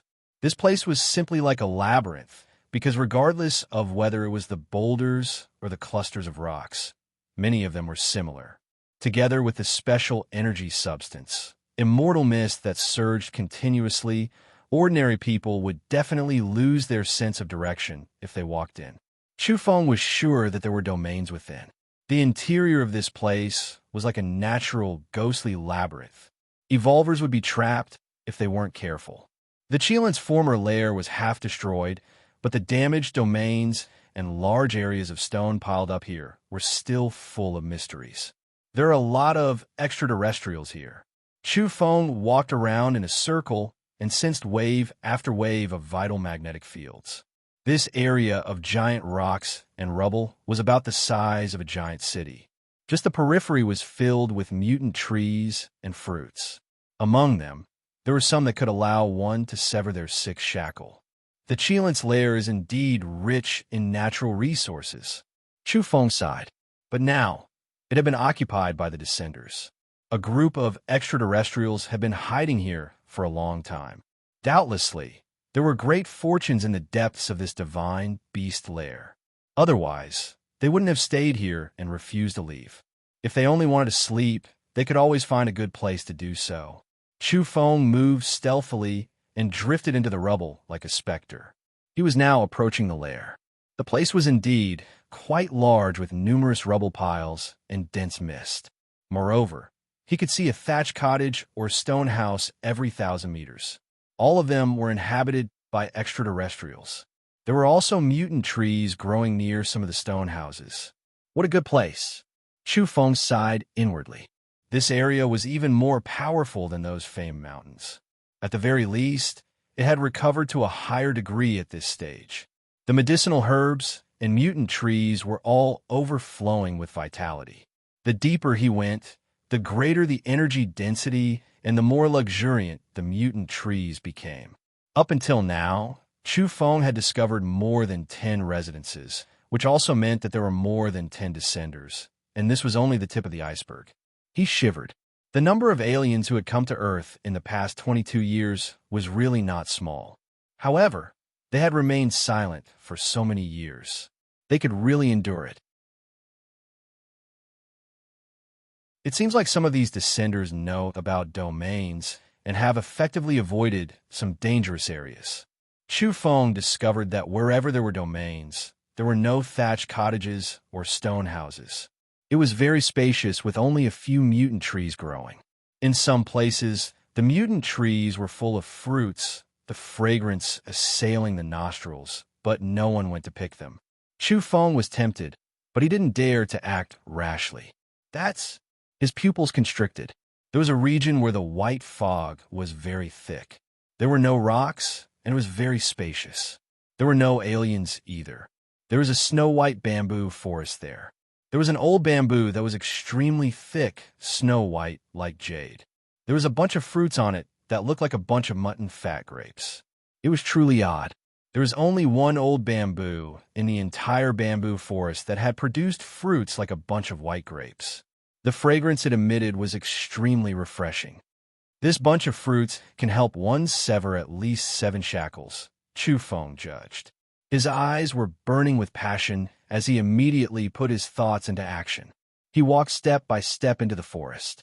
He knew this place was very dangerous. Otherwise, wouldn't be so spacious and devoid of extraterrestrials. But riches were sought amidst danger. He longed to evolve and wanted to pick that string of mutton fat fruits. Apparently, this string of fruits, together with the thunderstruck wood and toad blood, was enough to refine a batch of treasured medicine in the revered 8 trigrams furnace. It would allow him to sever his 9th shackle and evolve once more. As long as he could pick that string of snow-white fruits on this old bamboo, Chu Feng's trip wouldn't have been in vain. He could retire after accomplishing his mission. It was worth the risk to refine treasured medicine and allow him to evolve. Chu Feng approached and entered the bamboo forest. Within moments, he felt the world spin around him. Even as a domain researcher, he was terrified. The domains here were somewhat frightening. He had just entered and almost lost himself. It could interfere with one's spiritual magnetic field. Swoosh! Chu Feng carved magnetic stones and tossed them in all directions. Within moments, the white mist in the area became even denser and engulfed him and the bamboo forest. Chu Feng hid his traces. He was worried that the extraterrestrials would discover him. Afterwards, he sat down on the ground and sensed the earth energy in detail. He wanted to find a safe path and walk directly to that old bamboo. Before long, his face turned slightly pale. This area was a corner of the Qilin's lair covered by a damaged domain. It was extremely dangerous. Chu Feng believed that one wrong step would consign him to eternal damnation. This bamboo forest could destroy one's physical body and erase one's spirit. It's extremely dangerous. Chu Feng sighed. He felt somewhat distressed. He had a premonition that this string of snow-white fruits would be difficult to pick, but he didn't want to give up. He wanted to try. If he could really pick it and bring it back to refine medicine, his strength would increase explosively, Now that the world was in chaos and descenders were appearing continuously, nothing was more important than one's own strength in order to deal with the crisis. One day, 2 days, Chu Feng studied here for several days with a frown. He couldn't open up a path because this was a corner of the Qilin lair. Even if it was crippled, there were still unknown dangers. On Mount Lao, Mu Qing was standing on the peak of a mountain. Her white clothes danced in the wind as she gazed at the vast blue ocean below. Her fair and beautiful face was quite calm. "Fairy, we've confirmed several times that Han Wenze and Huang Weiyue are dead. They died on Mount Zhijin in Jiangning. It seems they were killed by the domains." Someone came to report that the upper echelons of celestial biology had submitted to Mu Qing in just a few days and were doing their best to work for her. Stupid. Mu Qing didn't turn back. This was her evaluation of Huang Weiyue and the others. She had known that something had happened to them several days ago, but didn't take any action. Chu Feng's attainments and domains are astonishing. If this goes on, he will become a disaster in the future. His progress is too fast, said Mu Qinghe. There were two major powers in celestial biology, the Mu family and the Lin family. Now, a maid of a heaven-chosen prince had successfully crossed over and unexpectedly had the same surname as the Mu family. An important figure of the Mu family, Mu Qinghe, had immediately submitted.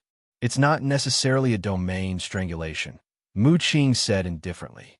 "Is Chu Feng so powerful that he can already fight several experts with 9 severed shackles? But there are indeed traces of domains being activated in that area," Mu Qing has said in a low voice. Mu Qing didn't pay attention to his words and said to herself, "This Chu Feng is quite patient.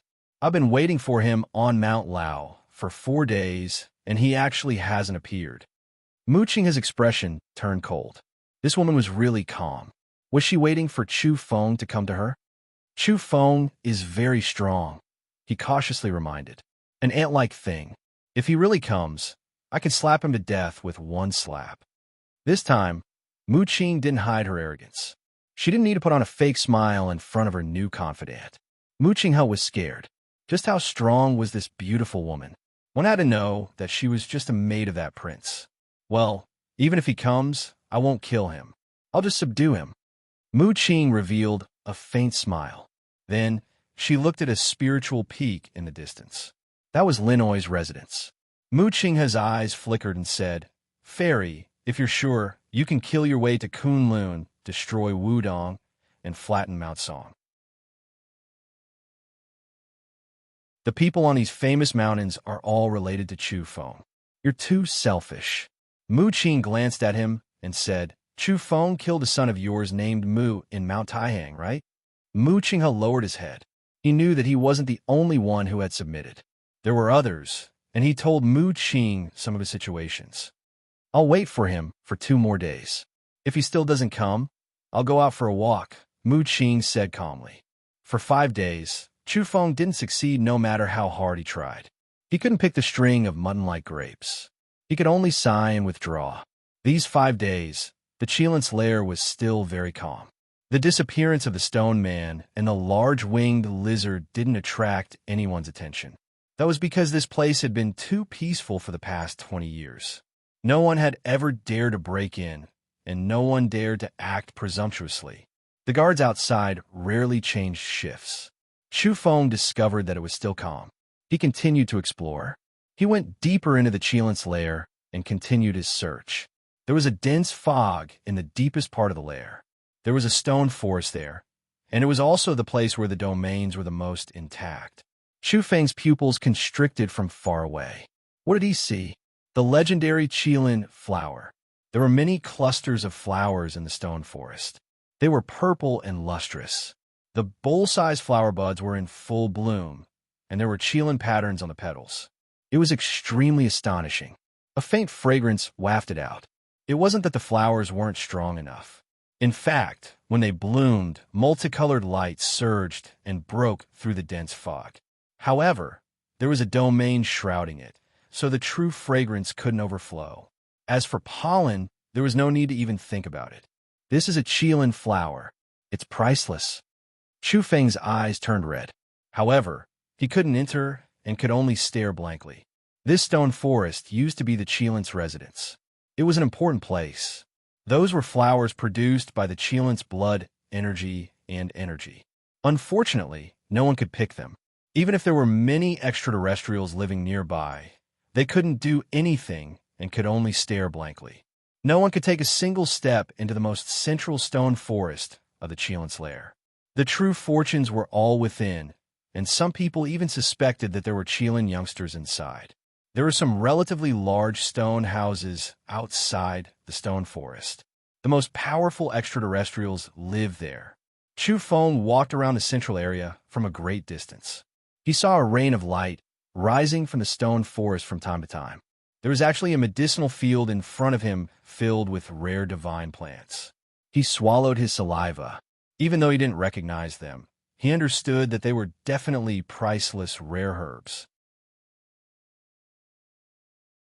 He couldn't charge in forcefully because the domains in the central area were the most terrifying. If he were to really set foot inside, his mind would probably be destroyed. Forget it, I'll endure and restrain myself. Chu Feng sighed and suppressed the impulse in his heart. He didn't attempt to break the domains. He couldn't even step foot into the bamboo forest outside, let alone here. In the end, he chose to approach a stone house. There was an old tree in front of the house with a number of scarlet agate fruits growing on it. Some of the fruits on the tree had ripened, while others were still a bit short of maturity. Chu Feng believed that these fruits could allow one to sever the seventh shackle and could be harvested to refine medicine. The stone house here was a safe zone. Chu Feng guessed that these fruits had long since lost their use to the owner of the stone house. Otherwise, they wouldn't have allowed them to grow like this without being picked. The creatures in the house were all in deep sleep. Chu Feng silently drifted over and hid within the white mist. It was quite convenient for him to move about. Afterwards, he began to pick the mutant fruits. There were 6 in total, both ripe and unripe. He plucked all of them in one go.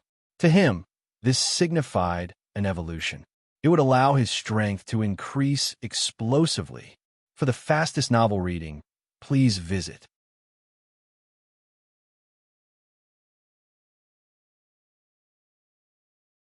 Chapter 401. The 6 fruits were fragrant and intoxicating. They were the size of chicken eggs, red and sparkling. Their entire bodies were translucent, multicolored light flickering about, surging with life essence energy. Chu Feng was excited as he put them all into the pristine jade bottle. This trip to the Qilint's old lair could be considered a successful mission and could now be considered a successful retreat. These fruits were enough. At the very least, he could refine 2 pills that would allow him to break through to the 9th level of the shackle. Under dangerous circumstances, this would be his life-saving capital. He would be able to go against the current in the coming chaotic times. The extraterrestrial in the stone house had fallen into a deep slumber. He didn't notice that there was someone outside and was still in a daze. Chu Feng knew that this was because he had grasped the ultimate breathing technique. Moreover, he had integrated his spirit into his blood energy and realized the unity of body and soul. Under such a state, even the divine instincts of other evolved beings would be ineffective against him. Unless it was a heaven-chosen Taoist, they wouldn't be able to sense him. This extraterrestrial is very powerful. Even in hibernation and with his blood energy restrained, it still gives off such a great pressure. His level of evolution is no small matter. Chu Feng's expression was solemn. There was a super character among the extraterrestrials.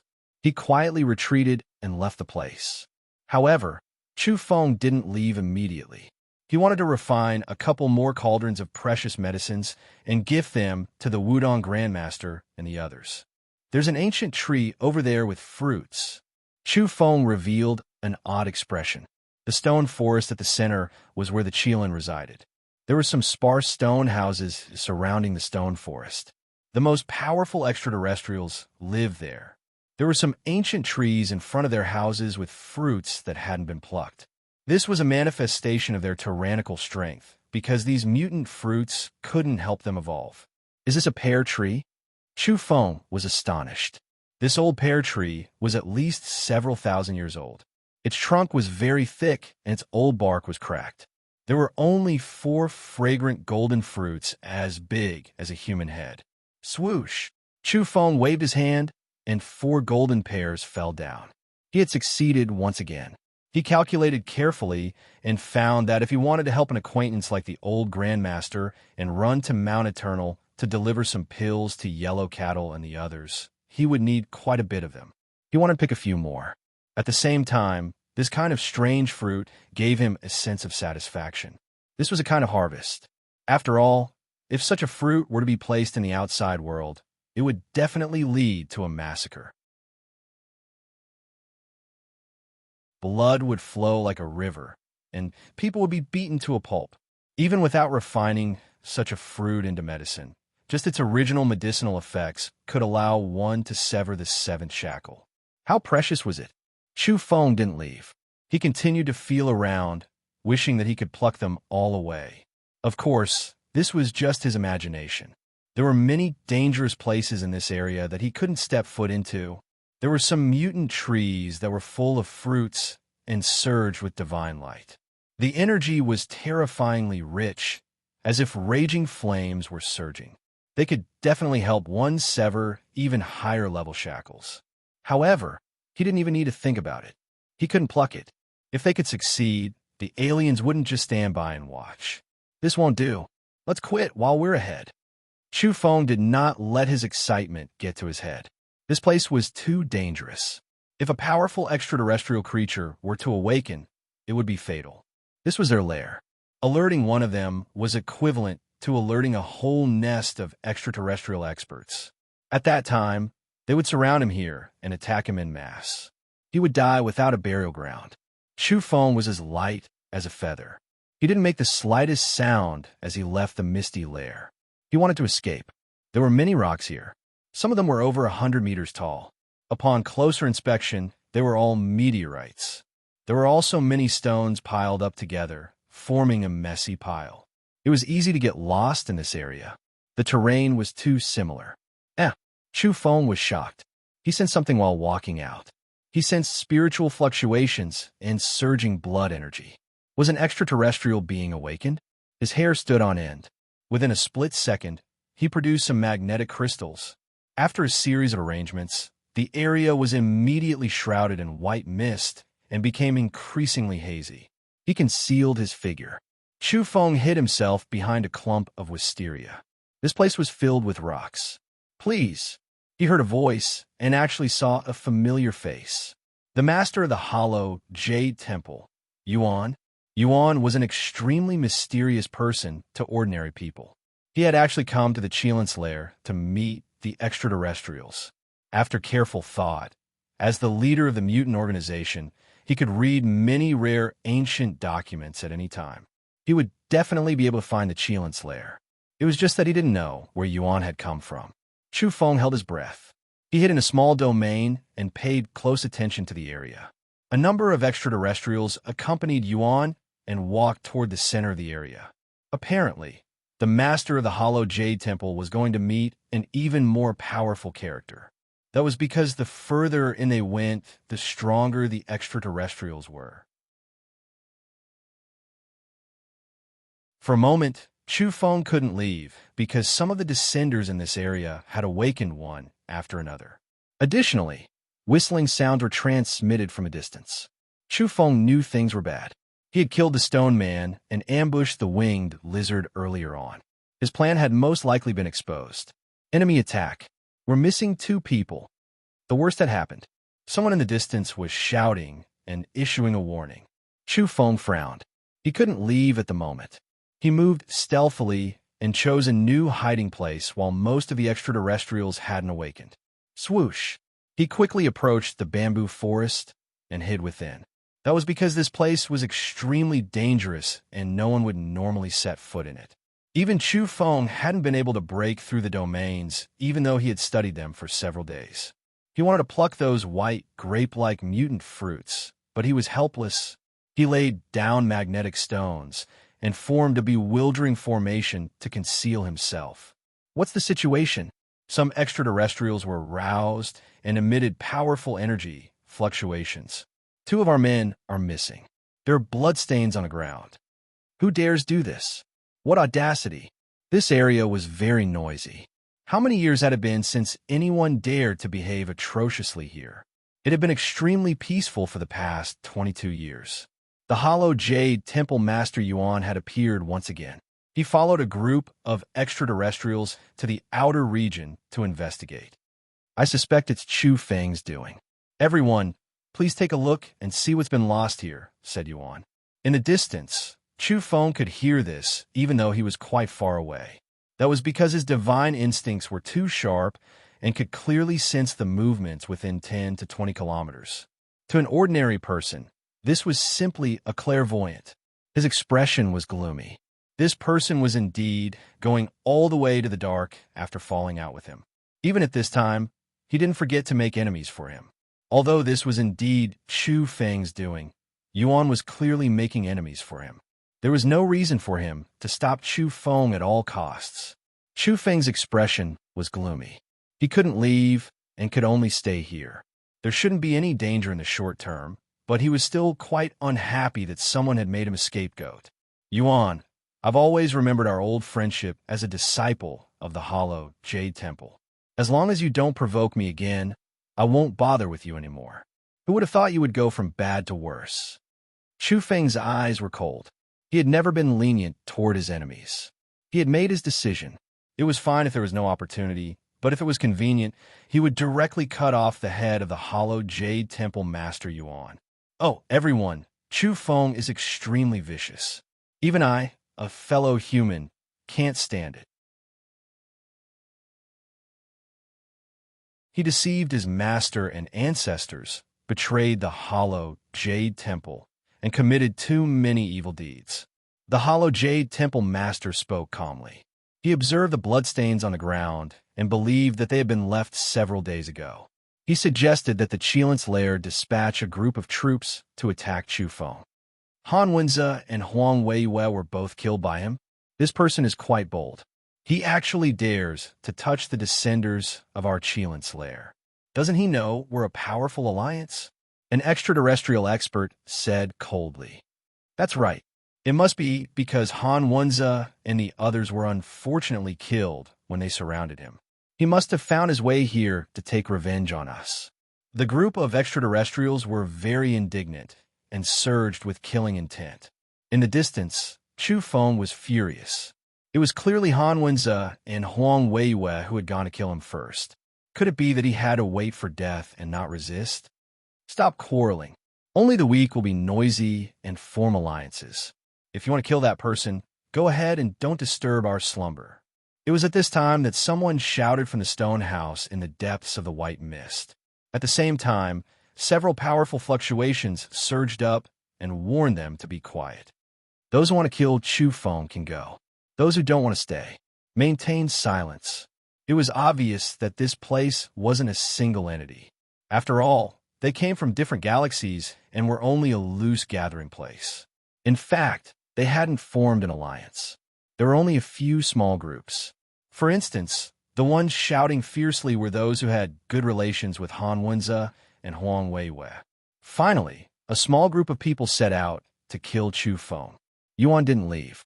He wanted to meet the supreme experts here and discuss some matters. He wanted someone to introduce him to them. Chu Feng cursed. That was because this area wouldn't be peaceful for the next 2 days. There would always be extraterrestrials moving about. As luck would have it, the Hollow Jade Temple Master went to meet a supreme, evolved being whose stone house had been visited by Chu Feng and whose mutant fruit had been plucked. Roar! Chu Feng heard a deep roar. His blood energy surged and was extremely astonishing. It was like a surging river. Even if the fruit was useless to that entity, he couldn't tolerate anyone stealing it. Stealing the mutant fruit? Yuan's expression was gloomy. He had come to the Qilin's lair to form a relationship with the extraterrestrials and form an alliance when necessary. Additionally, he had another goal. He hoped to obtain a powerful mutant fruit here and break through. That way, he wouldn't have to worry about Chu Feng coming to kill him. Recently, his days had been very difficult. He was constantly afraid that Chu Feng would suddenly kill him. "It must be Chu Feng's doing," he said directly. In any case, he felt that he had to make Chu Feng a scapegoat first. Chu Feng had endured for a long time in the Qilint's old lair. Only then did the area calm down and most of the creatures fall asleep. He took advantage of the opportunity to escape and float away. At this point, he felt that his breathing technique was even more wondrous. At this time, his spirit had fused with his blood energy. Along with the beating of his heart, his spiritual magnetic field spread to his limbs and bones. The fusion was extremely thorough, body and spirit as one. This characteristic was extremely rare among creatures at this level. Apart from the disciples of the Holy Lands, it was very difficult for others to achieve this. This caused him to disappear soundlessly like a specter. Chu Feng stopped only after he was quite a distance away. He stood guard outside of the day pond and wanted to kill the Hollow Jade Temple Master. That was because Yuan hadn't come out yet. This scourge couldn't be left alive. He was actually bent on making enemies for him. He had already walked down the dark path and wouldn't rest until he was dead. Finally, Yuan came out. He was in a satisfied mood. His steps were brisk and his whole body was sparkling. He was emitting powerful energy fluctuations.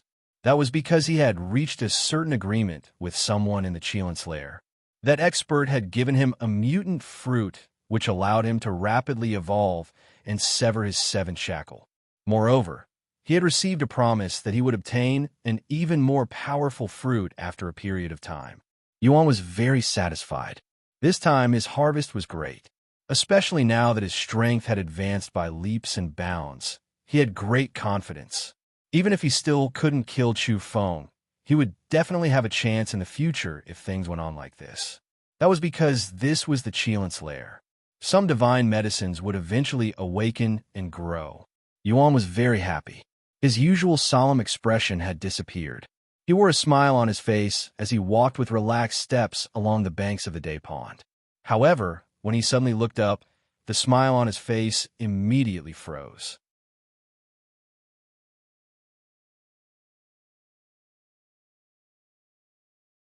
Chapter 402. Yuan's scalp went numb and his body stiffened. This was too sudden. Just now he had been in a good mood and had been walking on air. Who would have thought that he would encounter this malefic star as soon as he left the Qilint's lair? In a flash, his carefree mood was only left with a cold chill. He had fallen to the bottom of the valley. This feeling was too terrible. 1 foot in heaven and 1 foot in hell. This was a classic case of extreme joy turning to sorrow. He hadn't gone far when he was intercepted. Chu Feng had been waiting here to kill him. Yuan wasn't an ordinary person. In a flash, he realized that Chu Feng had most likely been hiding near the Qilint's lair and had seen him slander him. That was why he was waiting here. He wanted to vomit blood. How could he be so unlucky? Of all times, he had come here to meet this demon king. Moreover, he felt that this time was too tragic. After coming to the Qilint's lair, if he hadn't deliberately slandered Chu Feng and made him a scapegoat, things would not have turned out this way. Although the scapegoat was Chu Feng's, he had courted death by helping Chu Feng put the blame on himself and being discovered by this demon king. This was simply courting death. Even Yuan himself sighed. This time, he had courted death too much. "I've been waiting for you for a long time." Chu Feng's words made Yuan's last bit of hope vanish immediately. It was impossible to say that he didn't regret it, especially since he had just broken through. He still wanted to be glorious and resplendent, but in the end, he was about to be killed. He felt sullen. He had just found a shortcut and was about to rise up. He was destined to be glorious and powerful among the human race. However, a mere Chu Feng had knocked him awake from his beautiful dream and was about to consign him to eternal damnation. "Child, can't we be kind to each other?" Yuan asked in a very kind and intimate tone. "You're quite thick-skinned." Chu Feng looked at him coldly. Not long ago, this person was trying his best to make enemies for him, thinking of ways to incite the experts of the Qilint's lair to kill him. Even now, he was still calling him child. Chu Feng definitely didn't feel close to him and felt even more disgusted with him. We really shouldn't have reached this step. Yuan sighed. I used to respect you, but what did you do? Chu Feng looked at him coldly and said, In the bloody battle at Mount Longhu, for your sake, I even made another trip in and carried you out, saving your life. But what about you? You turned around and used the black substance to harm me, consigning me to eternal damnation and almost causing me to sink into oblivion. Chu Feng was seething with killing intent. The first low point of his life was when he was corroded by the dark matter. He was directly crippled. If it wasn't for his strong willpower, anyone else would have collapsed long ago. Even so, he experienced many dangers before finally transforming the black substance into a fortuitous opportunity and shaping it into the black and white grinding stone. If it was anyone else, they would have died without a doubt. That was an accident. I didn't mean to harm you. Yuan tried to defend himself and refused to admit it. Chu Feng's expression was indifferent as he said, What's the point of saying that? Later on, when you saw that you were crippled, you were bent on keeping me and putting me under house arrest. You had already exposed your true colors, but you weren't thorough enough at that time. At this point, Yuan's expression turned sinister as he suddenly raised his head. He knew that there was no point in quibbling. There were only the two of them. Was he going to tell an outsider? I'm somewhat regretful that I didn't insist on keeping you. I should have killed you directly after squeezing out all the value in your life. He knew that he was finished today and no longer tried to refute hypocritically. Very well. In a while, I'll be happy to use your method to end your life. I'll kill you directly. Chu Feng said coldly. Actually, I quite admire you. You killed the ash wolf, suppressed the beast race, and suppressed the marine race. You're all too glorious. The hollow jade temple master calmed down and finally said coldly, All of this happened because you have a peerless breathing technique. Why couldn't you have taken the initiative to let me see it? If I had obtained it, I would have become the world's #1 expert. Is this your motive for harming me? Chu Feng looked at him. Yes, if you had taken the initiative to let me see it, all of this wouldn't have happened, Yuan said with a tinge of resentment. Chu Feng's expression was cold. Not to mention that Yellow Cattle had imparted it to him using a method similar to enlightenment. It was difficult to impart it to others. Even if it was possible, he wouldn't have imparted it to someone with Chong Yuan's mentality. Do you think that all the good things in the world belong to you? Chu Feng shouted. Winner takes all. If I had one, I would have taken your peerless breathing technique and ascended to the position of the world's #1 evolved expert. Everything I said was valuable advice. Now that I've lost, it's all nonsense no matter what I say. After saying these words, Yuan shouted, Let's do it. With a swoosh, he took the initiative to attack. His hand flickered with brilliance as he brought out a small pagoda with specks of metallic luster. This was a badly damaged pagoda. It expanded rapidly in the wind and suppressed Chu Feng. Without a doubt, it was a magical weapon. As the leader of a national mutant organization, how could he not have a powerful weapon on him? Boom! The pagoda came crashing down with a terrifying aura. Strands of energy radiance hung down like a golden curtain, dense and brilliant. Chu Feng paced back and forth. He didn't pay too much attention to this at all. He suddenly waved his palm and slapped it toward the damaged pagoda. This scene was a little frightening. His palm was as resplendent as the sun. It was as if a scorching sun had exploded here, bringing about a flurry of energy particles. Boom! The entire damaged pagoda first cracked and then exploded into pieces. Yuan was astonished. Such a powerful weapon was actually shattered by a single slap from Chu Feng. His body was grazed by some of the fragments and was dripping with fresh blood. Your tyrannical strength has really exceeded my expectations.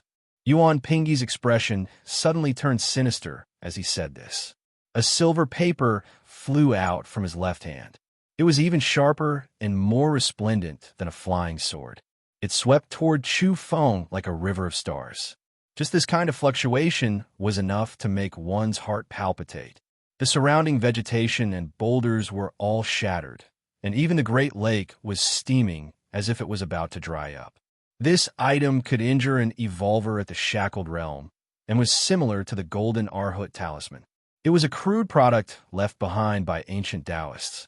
If one were to be struck by it, they would immediately be smashed to pieces. Chu Feng's intuition was astonishing, and his speed was even more astonishing. He activated his divine feat, and his feet lit up. In the blink of an eye, he was 2,000 meters away, or 2 kilometers away. His current speed was 8 times the speed of sound. In ancient times, he could already be considered an earth immortal. Now, he could travel 4 to 5 kilometers with a single leap. It was extremely terrifying. As such, after sensing something wasn't right, he immediately leapt out of the way. Boom! Behind him, the mountain rocks were shattered, the river was evaporated, and the forest was completely destroyed. The energy had melted the mountain rocks and caused lava to surge. Yuan took out the silver paper with the energy symbols written on it by the ancient Almighty and immediately escaped. He headed towards the depths of the Day Pond, wanting to return to the Qilins' old lair. As long as he could reach there, there would naturally be powerful extraterrestrials protecting him. However, he had just started to run a certain distance when his vision blurred. Chu Feng had intercepted him and sent a flying kick at him. Thump! Yuan felt a sharp pain in his lower body, and then his whole body was sent flying. When he looked down, his whole body was drenched in cold sweat. He was so scared that his soul almost left his body. It was just a single kick, but the lower half of his body had disappeared and turned into a bloody mist. What kind of combat strength was this? A casual kick had crippled him. Yuan was shocked and furious. No one was willing to die, and especially not in such a humiliating manner. I've already said that I'll end your life the way you wanted to deal with me. I'll kill you with a single slap and satisfy your wish. While Chu Feng was speaking, he had already arrived in front of Yuan with a single step and caught up to the hollow Jade Temple Master, who was flying through the air. Bang! Chu Feng ruthlessly swung down his palm. His palm was emitting a faint golden luster and absorbing dense energy particles as it suddenly descended. Uft. The next moment, Yuan let out a miserable cry. His eyes went wide as he lost the ability to howl. That was because his body had directly exploded as if he had been struck by a meteorite. The tremendous force was incomparable. He had just severed his 7th shackle, and his path to glory had begun. He was destined to become a top expert of the human race by cooperating with the extraterrestrials. But now, everything was over. At the last moment, he was filled with fear and regret. He wanted to howl, but he couldn't do it. That mass of spiritual energy had also been scattered by this slap. A ball of light shot out from Chu Feng's right palm. It evaporated the blood, energy, and shattered bones, turning them into ashes. Yuan's body and spirit were completely destroyed. He was thoroughly dead. Chu Feng strode forward leisurely and headed into the distance. His strength had increased explosively since his successful evolution several days ago. He was just as ferocious as this. A single slap was enough to kill Yuan with 7 severed shackles. If news of this were to spread, it would surely shake the world. Yuan, one of the top 10 experts of the East, had been killed in a single slap after his splendid transformation. This was simply too shocking. He didn't leave the Day Pond. Instead, he sat on a mountaintop along the path leading to the Qilins' lair. He didn't wait too long. 6 extraterrestrials returned 1 day later. They were precisely the small group that wanted to avenge Han Wenze and Huang Weiwei. They had mustered a large force but returned empty-handed. Hey, look who's that? These creatures were all very sharp. They immediately discovered Chu Feng's energy fluctuations when he wasn't concealing himself. Chu Feng, a man with a crocodile's tail and other parts of his body resembling a human, soared into the air and rushed toward the 1,000-meter-tall mountaintop. He laughed sinisterly and said, "I was just about to kill you." He immediately attacked with a small drum in his hand. As he beat it with all his might, the divine sound was deafening and caused the entire mountaintop to explode. No wonder he dared to charge over alone. The magical weapon in his hand was indeed extraordinary. With such a weapon in hand, he was much stronger than Han Wenze and Huang Weiyue, who didn't have a magical weapon. The might of this magical weapon was extremely astonishing. Boom! Following which, the mountainside and above exploded. The peak was half ruined and smoke and dust filled the air. Is he dead? Don't tell me he's turned into a bloody mist. The extraterrestrial muttered to himself as he fell. However, it was at this moment that his scalp was about to explode. He felt abnormally horrified because he saw Chu Feng descending with him in perfect condition. Moreover, a fist was already right in front of him. No, he roared, but his voice came to an abrupt halt. Chu Feng had blown him up with a single punch and turned him into a mass of bloody light that burned here. Swoosh! Chu Feng snatched the small drum away. Even if he couldn't use it, he could give it to someone close to him. Moreover, this item was indeed very powerful. If he hadn't evolved several days ago, and his constitution had greatly increased, he might have been shaken to the point where his body would have cracked and bled profusely. But now his body was tough and full of spirit. He was like a god of war that could crush an entity that had evolved one more time than him. Dong, dong. Chu Feng beat the drum as he landed. The divine sound was deafening and black ripples flew out to attack the enemy. Thump! One of them was the first to be hit, directly exploding, breaking apart under this wave of divine sound. Puffed! Following that, another person was blasted apart, dying in both body and soul. 3 out of the 6 had died in the blink of an eye. The remaining ones felt a chill down their spines and were completely dumbfounded. How could this be? This demon King Chu was simply too powerful. He had directly snatched the treasure drum and turned the tables on them. You're courting death. A Yiksha-like man roared and rushed over. He raised his fist and blasted out with surging energy. Chu Feng was shaken. This entity's level of evolution was simply too high. It was likely that he had severed 10 shackles. No wonder they dared to go to the outside world to kill him. His strength was truly terrifying. Boom!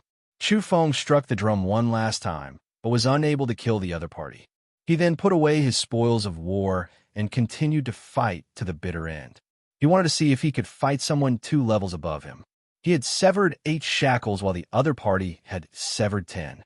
In theory, the gap was quite large, but he could already easily kill those with 9 severed shackles. He felt that he was becoming more and more valiant as he evolved. Perhaps he could even fight against higher-level entities. Now, Chu Feng was taking the risk to test out his true strength after the 8 trigrams furnace's evolution. Thump! Thump! Thump! The battle was intense and terrifying. Boulders weighing hundreds of thousands of kilograms were sent flying in all directions because the mountain had been blasted apart. The ancient trees and wisteria were also being torn apart. The boundless energy was boiling violently. The two were locked in a bloody battle. How is this possible? The Yiksha with 10 severed shackles was overwhelmed with shock. Blood was dripping from a web between his thumb and forefinger. There were bloody holes on his body from the fists. He had actually sustained serious injuries. He said with a shocked expression, "How could a Saint Child-level character appear among the natives of a declining planet?" He simply couldn't believe it. Boom! In the end, he was blasted apart by a single punch from Chu Feng. Blood sprayed out in all directions. The other 2 were scared out of their wits. They turned around and fled. However, Chu Feng opened his mouth and spat out a beam of golden sword chi. It immediately decapitated one of them and left his corpse lying on the ground. Swoosh! Following which, a spear shot out from his back like a dragon. With a puff, it nailed the other person to death. Following which, the corpse exploded.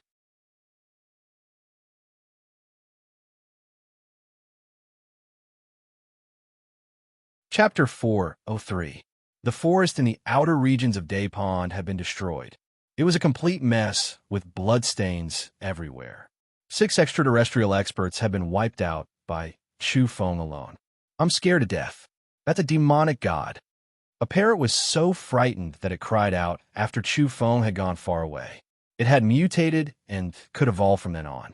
Naturally, it was a mutant bird. Just now, it had witnessed the battle from afar and was trembling in fear. Even now, its legs were still trembling. There were many other beast races in the vicinity of Day Pond.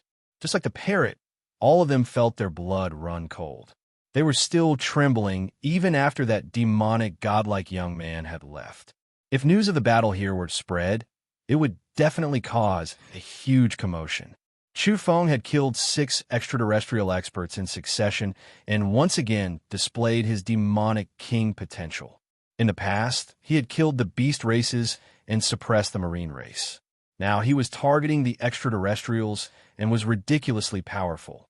If his former opponents were to find out about this, they would surely be terrified and furious.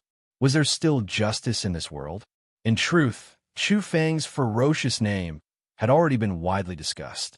That was because the battle at Mount Jijin in Jiangning had confirmed that he had killed several extraterrestrials. Regardless of whether he had used domains to draw out the essence flames of extreme yang to incinerate the enemy, Chu Feng had successfully slaughtered the descenders. This was an indisputable fact. The group of people was dumbfounded. Could he be any more ferocious? The corporate members were silent and wanted to curse in their hearts. Those who had opposed Chu Feng in the past were apprehensive at first. Then, some of them couldn't help but curse. God damn it, he's become even more ferocious. In the past, Chu Feng was already known as the Demonic King because he was a specialist in killing the beast race. Then, he attacked the marine race. Only when the dark matter had corroded him and he was half crippled did the name Demonic King become rarely mentioned. Now, it seemed that his period of seclusion and silence wasn't to cultivate his character, but to prepare for an even greater ferociousness. After the battle at Jiangning, everyone was discussing it. It was simply Demon King Chu's glorious return. The entities of the Origin Magnetic Immortal Cave, such as Princess Lin, glanced at each other. They were astonished after several confirmations. A dignified descender squad had been wiped out. Although they weren't from the same faction, they were all from the outer realm. Their expressions were quite unnatural. During the trip to Mount Qinling, they had still underestimated Chu Feng. But now, it seemed they had completely underestimated this person. This wasn't the first time he had killed extraterrestrials, but he had always succeeded. This spoke volumes. Princess Lin felt a wave of guilt. She had once made a bet with Chu Feng and lost herself. It wouldn't be easy for her to meet him again. After all, Chu Feng was extremely powerful. Of course, there were also people from the Origin Magnetic Immortal Cave who believed that Chu Feng wouldn't have a good ending after attacking so cruelly. He's too extreme. If he acts like this, he'll easily be targeted and become a thorn in the eyes of some descenders. His end won't be good. There are 2 outcomes for him. The first is to be killed by a stronger descender, and the second is to rely on the fairies and saints who are about to come to this world. He will willingly become their follower or even their servant. He has 2 endings. The first is to be killed by an even more powerful descender. The second is to rely on the fairies and divine sons who are about to descend and become their followers or even servants. The more brilliant and outstanding the natives were, the faster they would die. If they wanted to change their fate, the safest way was to serve the divine sons and princesses who had descended from the outer realms. Killing intent had already appeared on Mount Lao, while Chu Feng was still in the Qilin's old lair. Mu Qinghe had suggested time and again that they should take the initiative to hunt down Chu Feng. They couldn't let him grow because Chu Feng's domain attainments were progressing too quickly. He can use Mount Jijin's geography to kill Han Wenze and Huang Weiwei. In the future, he can use the famed mountains and great rivers to ambush the princes. He believed that, with Chu Feng's character, it would be difficult to subdue him. He was too arrogant and should be killed directly. Mu Qing only smiled calmly after hearing this. Haven't you heard of how to train an eagle? There's also the secret method of raising a mastiff. Isn't it more interesting to tame him slowly? He's proficient in domains and can serve the princes. Mu Qing only smiled faintly after hearing this and said calmly, "Haven't you heard of how to train an eagle? There's also the secret method of raising a mastiff and slowly taming it. Isn't that more interesting? He's proficient in domains and can serve the prince. Of course, she also believed that Chu Feng should be captured immediately. He couldn't be allowed to jump around outside. However, there was no news of Chu Feng during these days. She was overseeing Mount Lao and waiting for him to walk right into her trap. It seemed she had failed. Mu Qinghe brought up the old matter and asked Mu Qing to attack, flatten Mount Kunlun, eliminate the Wudong Grandmaster, and force Chu Feng to appear. When the time came, he would be captured alive. Mu Qing pondered for a while and finally decided to leave Mount Lao. I have to take action, but I can't do as you say. The princes haven't crossed over yet. If I attack like that, I'll attract attention from all sides. The gains won't make up for the losses.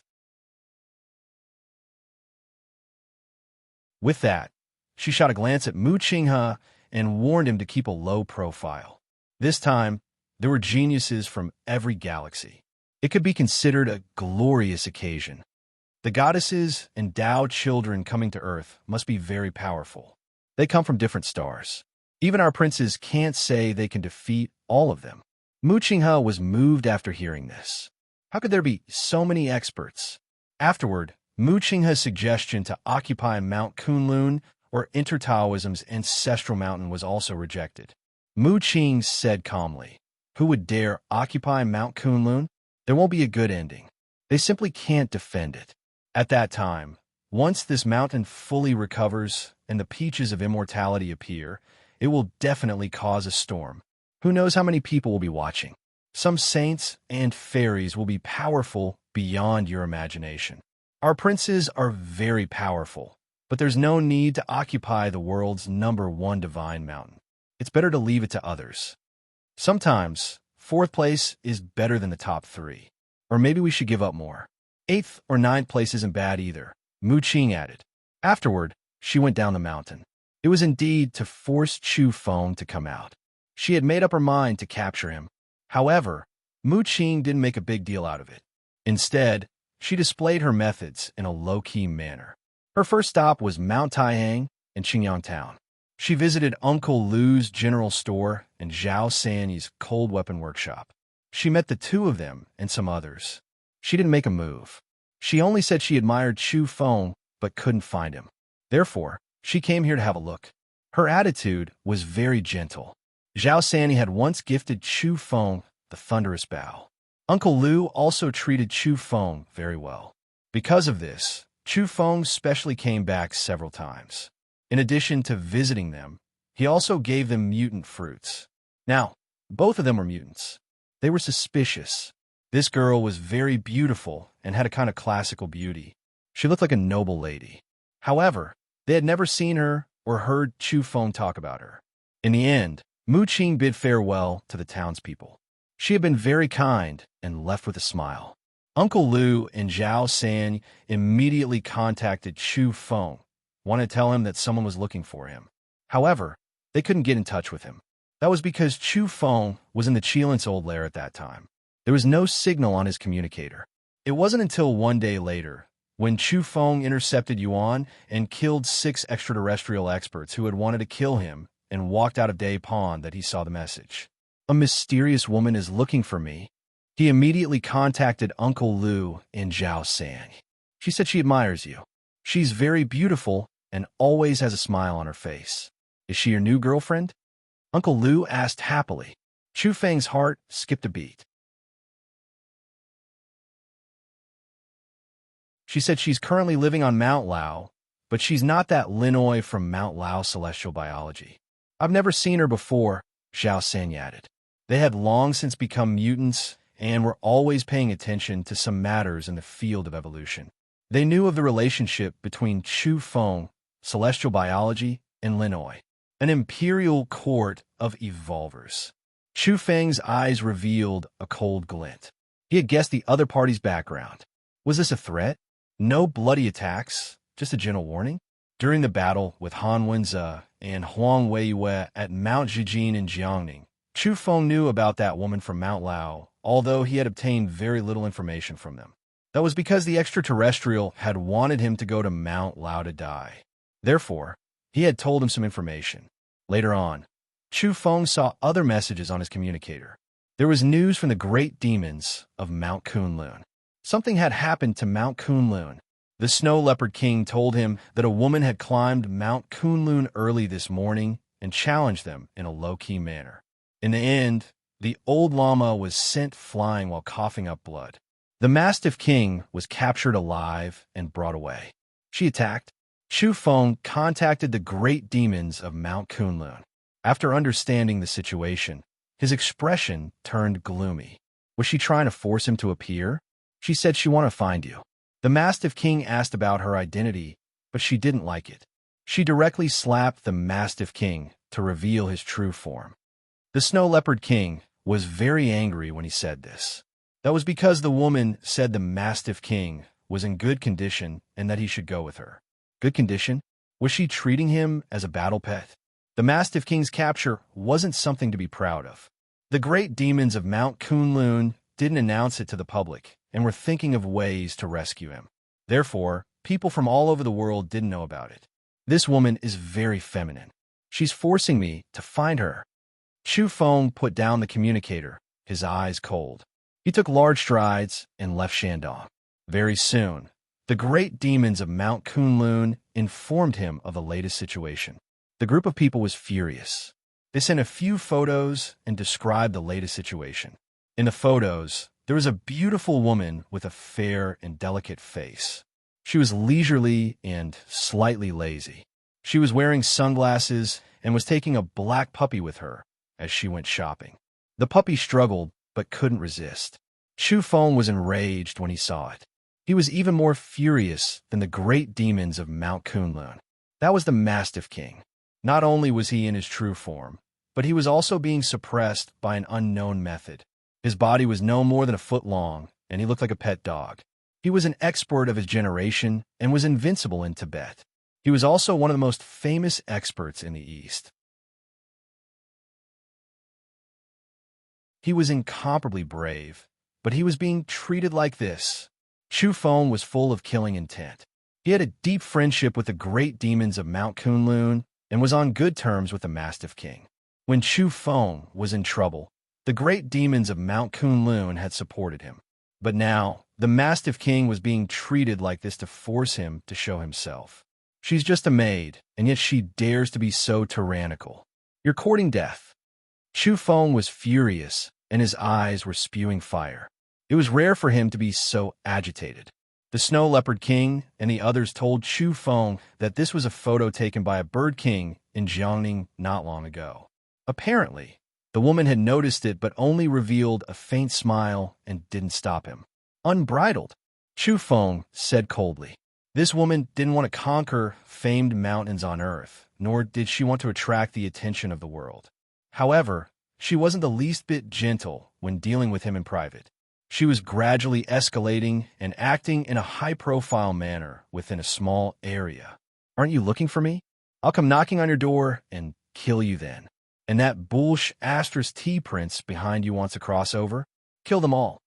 You're tuning in to the Warrior Lore YouTube channel. Don't forget to subscribe and join us on this journey to catch the most captivating stories.